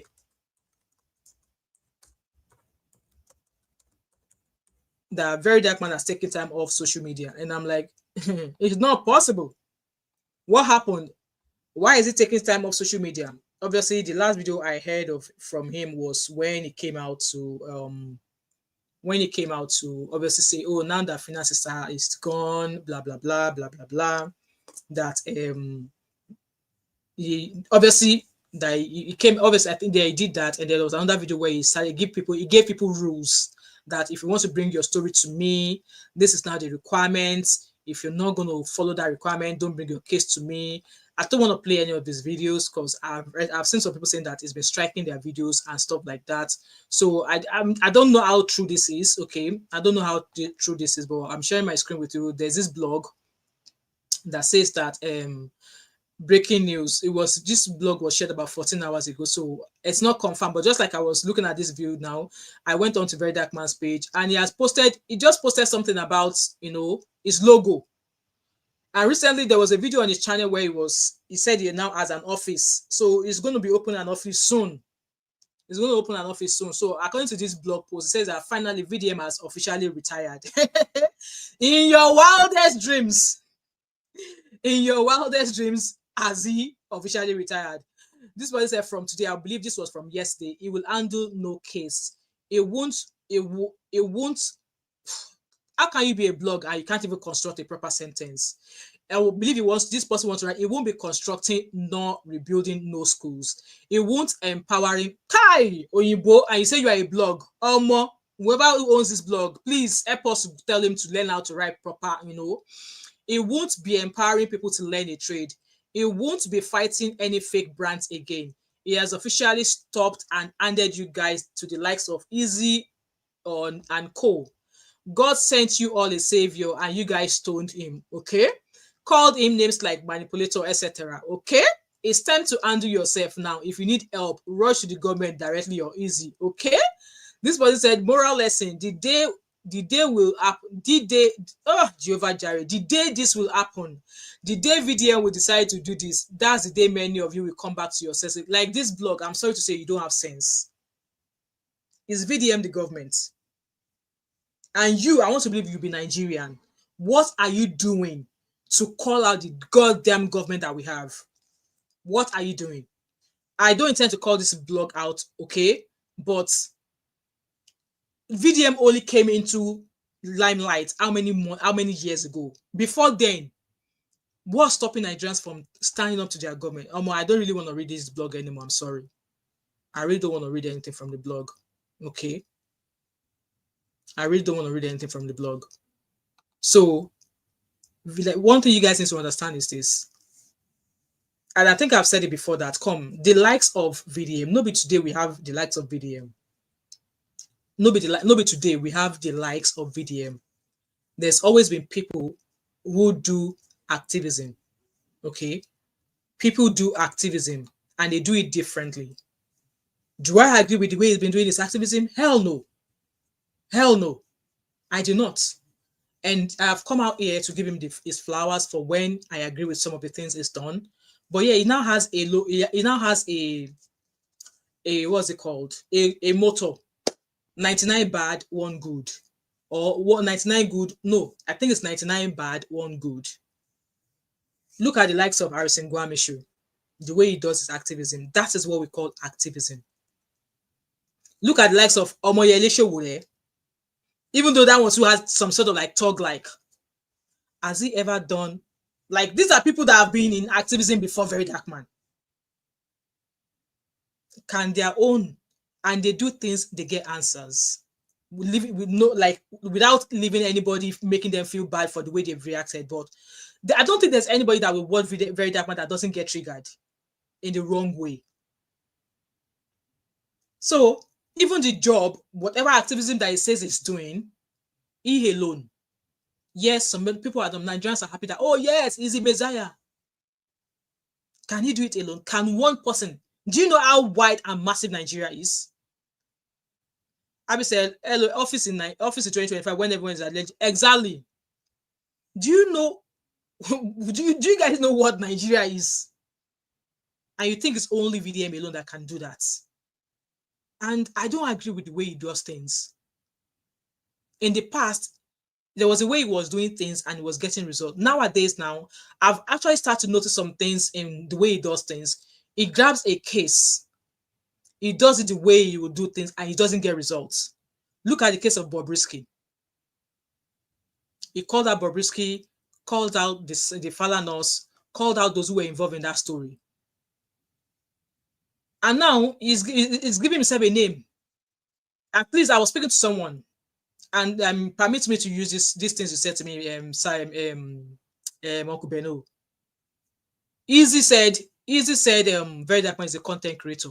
Is he not a content creator? Let me know in the comment section. Others have called him a whistleblower.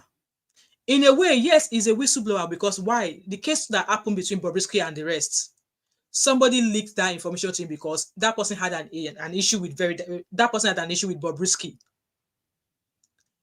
For you to go and carry your case to go and make video, why don't you come and share the story on your own page yourself and call out Bobrisky yourself? You did not. Instead, you came privately to Very Dark Man. And what did he do? He acted as a whistleblower. I won't even say he's a whistleblower, because he's doing it. Maybe he's a whistleblower with his face, because at the end of the day, some whistleblowers would rather just do it anonymous so that people don't see them. But he does this thing as a whistleblower with his full chest, and is now turning into bullying people. At the end of the day, what's Bobrisky do? Say he went to a party, sprayed money, EFCC turned him to an example, to a scapegoat, and then allegedly this person said he had a whatever transaction with Bobrisky, that Bobrisky borrowed money from him. Do you know what transpired between him and Bobrisky? Do you know? Did you investigate the information that was given to you by this person you've come to share that story to broadcast Bobrisky? So you act as a whistleblower. What outcome did you get? Because at the end of the day, we are trying to root out the bad people in government, right? Those people that allegedly collected the 2 million or the money that Bobrisky spoke about in that voice record, did we name and shame them? Do we have their names till today? Was that case resolved? No. But what happened? Bobrisky was bullied out of Nigeria. We saw what happened when he wanted to go and board his flight. How he was treated. How Bobrisky was treated. We all saw how Bobrisky was treated. Again, one of the big cases, Mohbad's case. Mohbad's case. Exactly, Fatai, I agree with you. It's gone from going after brands with no NAFTAC number. Even at those people, did you educate them? Oh, for you to sell your product, you go register with NAFTAC number. You know they're expensive. It's just to make sure your products are well regulated. So you expect that you report people's businesses, you don't expect them to bounce back up again. Case of Mohbad happened. We all know how case of Mohbad is going on. And this one, his family are just raving mad. I'm sorry to say. Now, there's a story that there's a woman in Canada who claims to have a child with Mohbad. Where was this woman when all the brouhaha of Mohbad has been going on? Where was she? Where was she when all this brouhaha of Mohbad has been going on? Or is she not supposed to be mourning Mohbad as well? So there's a story that she had a child, or Mohbad fathered as a child. That is why, and this one is saying that, oh, she will come and do the DNA. She will do DNA. And then I saw a video of Baba Mohbad sometimes ago. I don't even know if I have that video. Let me check if I have it on my video. I don't even know if I want to play, because it's not really about them. See how it went with that case of Mohbad. Nobody ever said that Naira Marley acquired Mohbad, but we all know Naira Marley is a known bully in the UK. When was the last time Naira Marley entered the UK? Because he was once wanted. When was, I can't even, maybe I will Google it. When was the last time Naira Marley entered the UK? And then he now went about it, Dabarud the Mohbad case. He came out publicly to say that he allegedly paid 20 million naira or whatever to have an access to a group chat on WhatsApp of lots of people. He now sat down. He sat down with his full chest, reading those messages. Or more, do that in any country out of Nigeria. Your prison term, they will help you to measure it like that. They will help you to measure your prison term like that. You came out like DMW, that, this, that, boasting, something you illegally gain access to. And then he read all of those messages.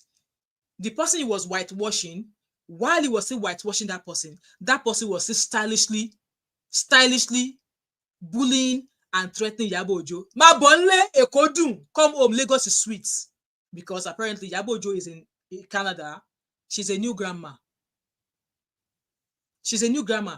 Person where they see the whitewash, where they never even able to clean your plate finish. You are already stylishly bullying the person. Ekodun, Lagos is sweet, come back home. And then he was still reading all of those messages on WhatsApp, bullying people. If you know you did not do this, come out and release that chat. As who? As who? Is that how activism works?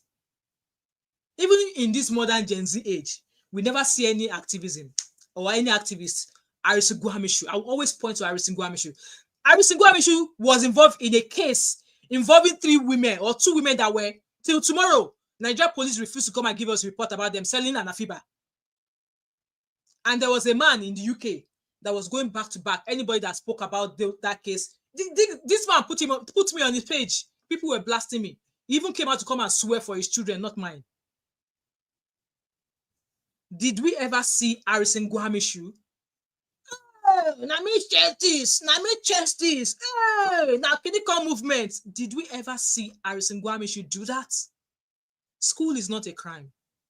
Nobody say Harrison Guamishu even read book that much safe. Did you see how he goes about doing things and getting results?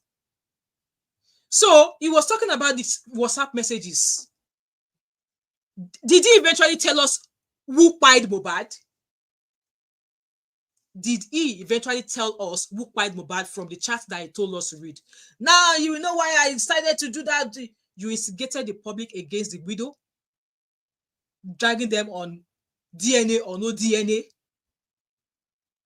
Because even at the end of the day, if the DNA comes back that Mohbad did not father that boy, it's still not an answer to the fact that maybe Wunmi, it's not even, that is not even if DNA say negative, it still does not prove that Wunmi pied him. It still did not prove or will not prove that Wunmi had a hand in how Mohbad pied. And like I said before in other videos, if he had an issue with the way the cases were handled, because now they said that it was what's it called? It was a whatever from the nurse, that the nurse should be tried. You could have just written and say you were not happy with the way the case was investigated. If you have money, let them reopen the case again. So it went on with those text messages. Yes, it came out to acknowledge, to accept that yes, it was actually whitewashing Naira Marley.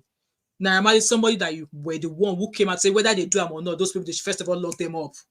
You were the one that called for him to be cancelled, and you said you are a man of integrity. How are you a man of integrity? So all of the cases that he's been handling since when he started with this case of Bobrisky, how many has he actually gotten the desired results from? Because in the case of Bobrisky, you will want the authorities to name and shame those who allegedly collected money from Bobrisky, right? You want, what did the EFCC say? EFCC said, we have special unit for special people.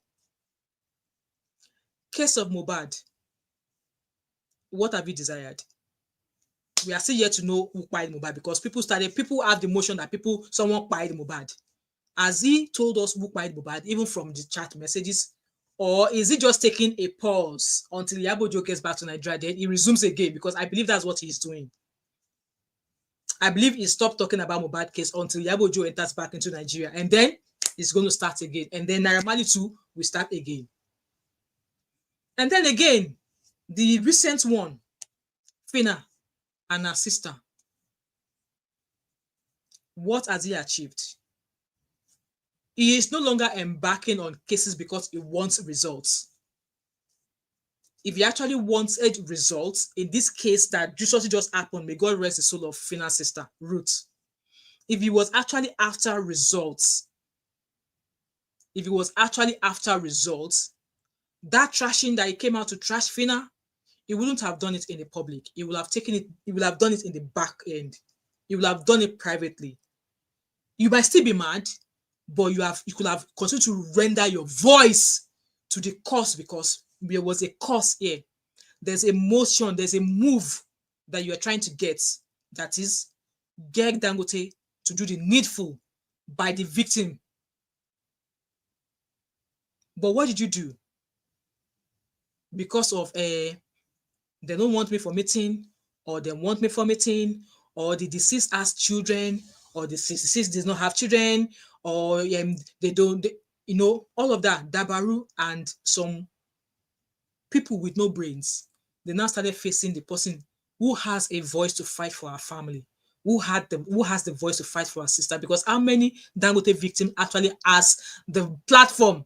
We were doing a live stream with how many days, and one of Dangote victims was in my comments. I think her name was Lady or something, you know, saying things, you know, mentioning what our experience has been like, what it's been for her since she had that accident. How many other Dangote victims are still alive today with grievous, you know, injuries that they've not recovered from? You were lending that voice, but because somebody chose not to bring you onto the whatever meeting, you decided to come out to say she betrayed you. Because at the end, like I said, at the end of the day, this person, Nafina family, if she decided that not bringing you to the meeting will get her what she was wanting from Dangote for her sister, she would. Any other person would do the same. But should that have stopped you from continuing to call out Dangote and making sure that, come now, I have stepped back, because I want that sister to be able to get what she desires. But because I've stepped back does not mean that I am not, you know, he could have continued doing that. But what did he do? He did what he knows how best to do. You start a case, you want to be the face of that case, you want to be the middle, you want to be the one to say, yes, narrators run am. Narrators run am. And because it was not going in your way, you threw a tantrum like a 30-year-old man that he is. I don't know how old he is. You know what? When I heard about the case of Fina's sister and the injury she had, something in me was like, the girl might not make it. Because, like I said, I had an experience. It was not that long ago. Somebody who actually, no, obviously this person was not from an accident or anything. You know, and this person actually had an amputation, went into cardiac arrest, and they never woke up. So when I saw, I was like, even at that, you could have still continued, you know. The other girl, you were fighting for, Elizabeth. If Fina was selfish, she wouldn't have shared the details of that girl with Very Dark Man. Exactly, Fatai. I've said it from the one when he did that. There was no need for that video. There was no need. If Fina was selfish, she wouldn't have shared the story of that other girl, saying that, oh, there are other victims here. Oh, even according to Fina's write of that, victims with an S, that there are multiple Dangote victims. You still came to that hospital. You don't even go see Fina's sister, according to Fina. And then people now started going onto Fina's page, calling her out, as if that was what we needed, as if that was what Nigeria needed. Like, come on now. This is easy to, like, no, you are a content creator. That's who you are. You're making money. You are a what's it called? Whistleblower. Okay. I say you are an activist. In my own opinion, you are not an activist. I'm sorry to say. You are not an activist.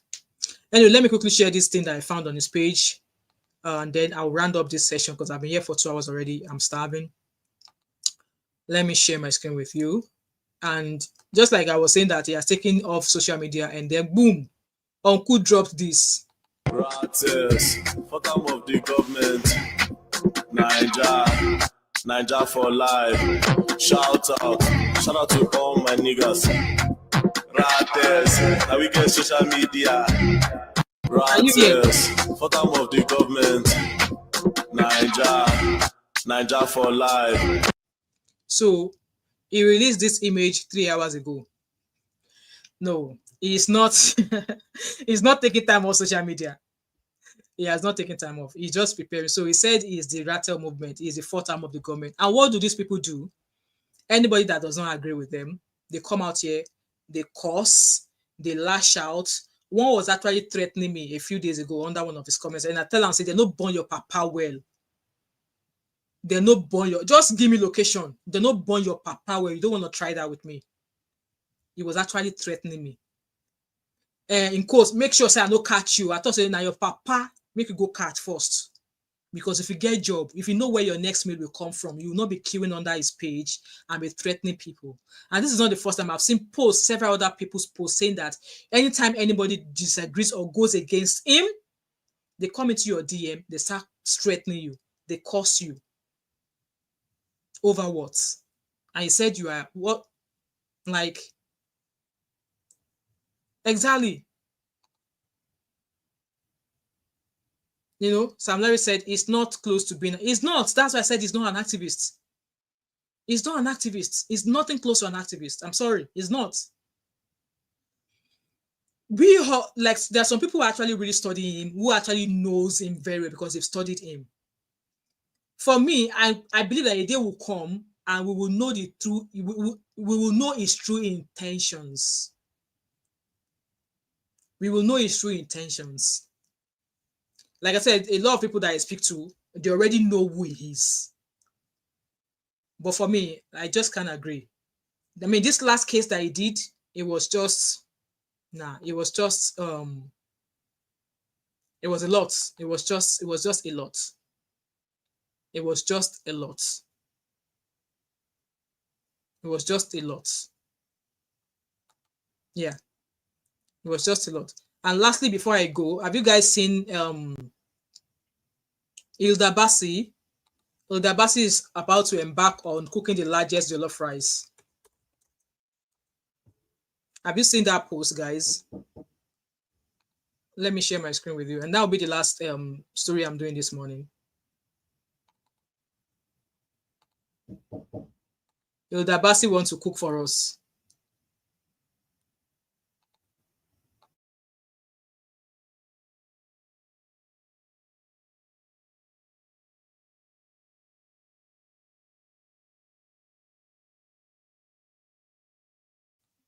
John said, my dear, I agree with you. Very dark man gets one right and 99 wrong. The fact is that one overwrites the 99.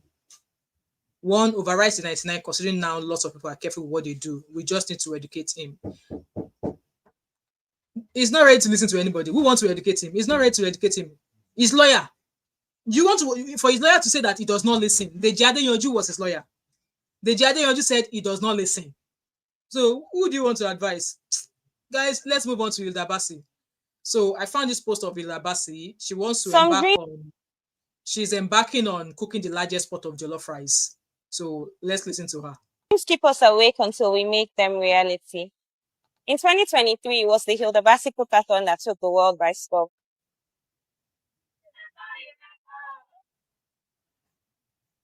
This year, it's jollof.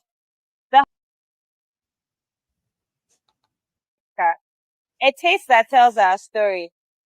It's more than cooking. It's a celebration of our food, our culture, music, and we're making history again. And I want you to be there when it happens. 2 years ago, I imagined the largest pot of Nigerian jollof rice the world has ever seen. And today, with Gino, a brand we all grew up with, my dream is becoming a reality. Wow. Hi, I'm Hilda Bassi. And come 12th September 2025, I will be making the largest pot of Nigerian jollof rice the world has ever seen. In this 6 meters by 6 meters pot, of course with my Gino. And you. Because what is my jollof rice without you to enjoy it? Gino truly cares. Gino World Jollof Festival with Hilda Bassi. Date, September 12th, 2025. Venue, Muri Okwala Park, Victoria Island, Lagos. Click the link in bio to register and attend for free. So you guys saw it there. Hilda Bassi is going to cook us the largest pot of I just love how she sets out to do things. Let me see if I can find other images. I think there was other images I found that I wanted to share. But I think she was already doing a run up for it. Hilda, let me quickly check. Hilda Bassi Jollof. There was a video because she already did like a trial period for it.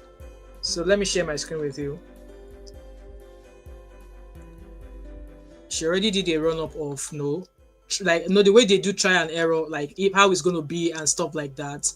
She was already on it. I just love how she sets her heart to do something and then she goes for it. I think this is something we should be speaking to people about. So it says here that Hilda Bassi prepares test batch for record-breaking giant jollof rice pot. So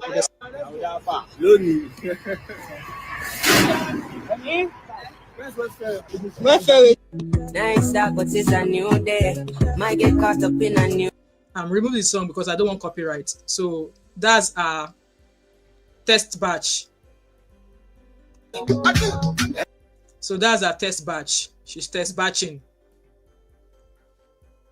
She's test batching.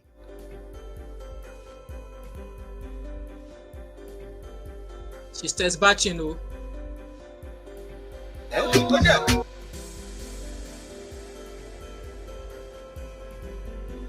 was actually looking for the video of the rice itself because she did cook some food.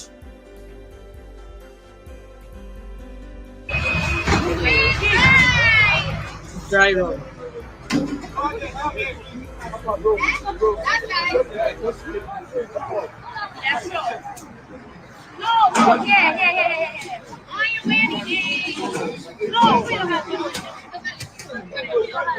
Is this jollof rice already?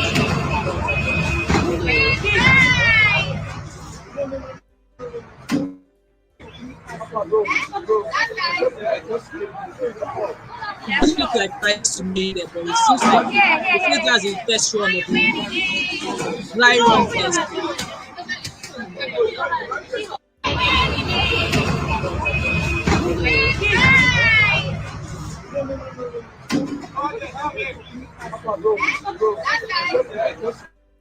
Anyway, guys,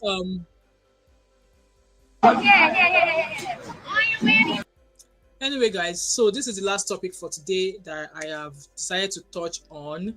And like I said, it's going to be on the 12th of September. That's when she's doing a cookathon.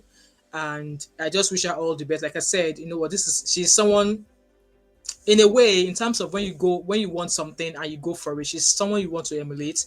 You know, she started that cookathon. She was able to beat the Guinness Book of World Record on the longest cooking cooker. I mean, the longest person to cook and for that amount of time. Other people tried it as well, but we all know what happened to Chef Dami. Is it Chef Dami or what's her name again? Yeah, and then she's about to embark on another one, which is going to be on the 12th of September. For me, I'll probably be watching and catching up at some point. Nobody say I go to Nigeria. I won't be in Nigeria then. So she will have done it a couple of weeks before I go to Nigeria. So with that being said, just want to wish her all the best. And here's to say that, you know what, if there's something, you can never tell what you might have in your mind that you want to start. You can never tell how people will go about it when you put it out there. But if you don't try, you won't know. Anyway, with that being said, guys, I'm going to go. Thank you so much for being here. I'm going to try and break down all of these topics we've discussed. I'm going to try and break them down into short videos, and I'll just post them, if I have the time. If not, I might just leave it as it is in this video. But with that being said, thank you so much to each and every one of you that have joined this live stream. I really appreciate you all. So if you're watching back, feel free to drop your thought and opinion as always. And if you're yet to subscribe, don't forget to drop your comments in the comment section. Subscribe if you've not yet done so. Turn on your post notification. Share this video. Do not hesitate to join my membership.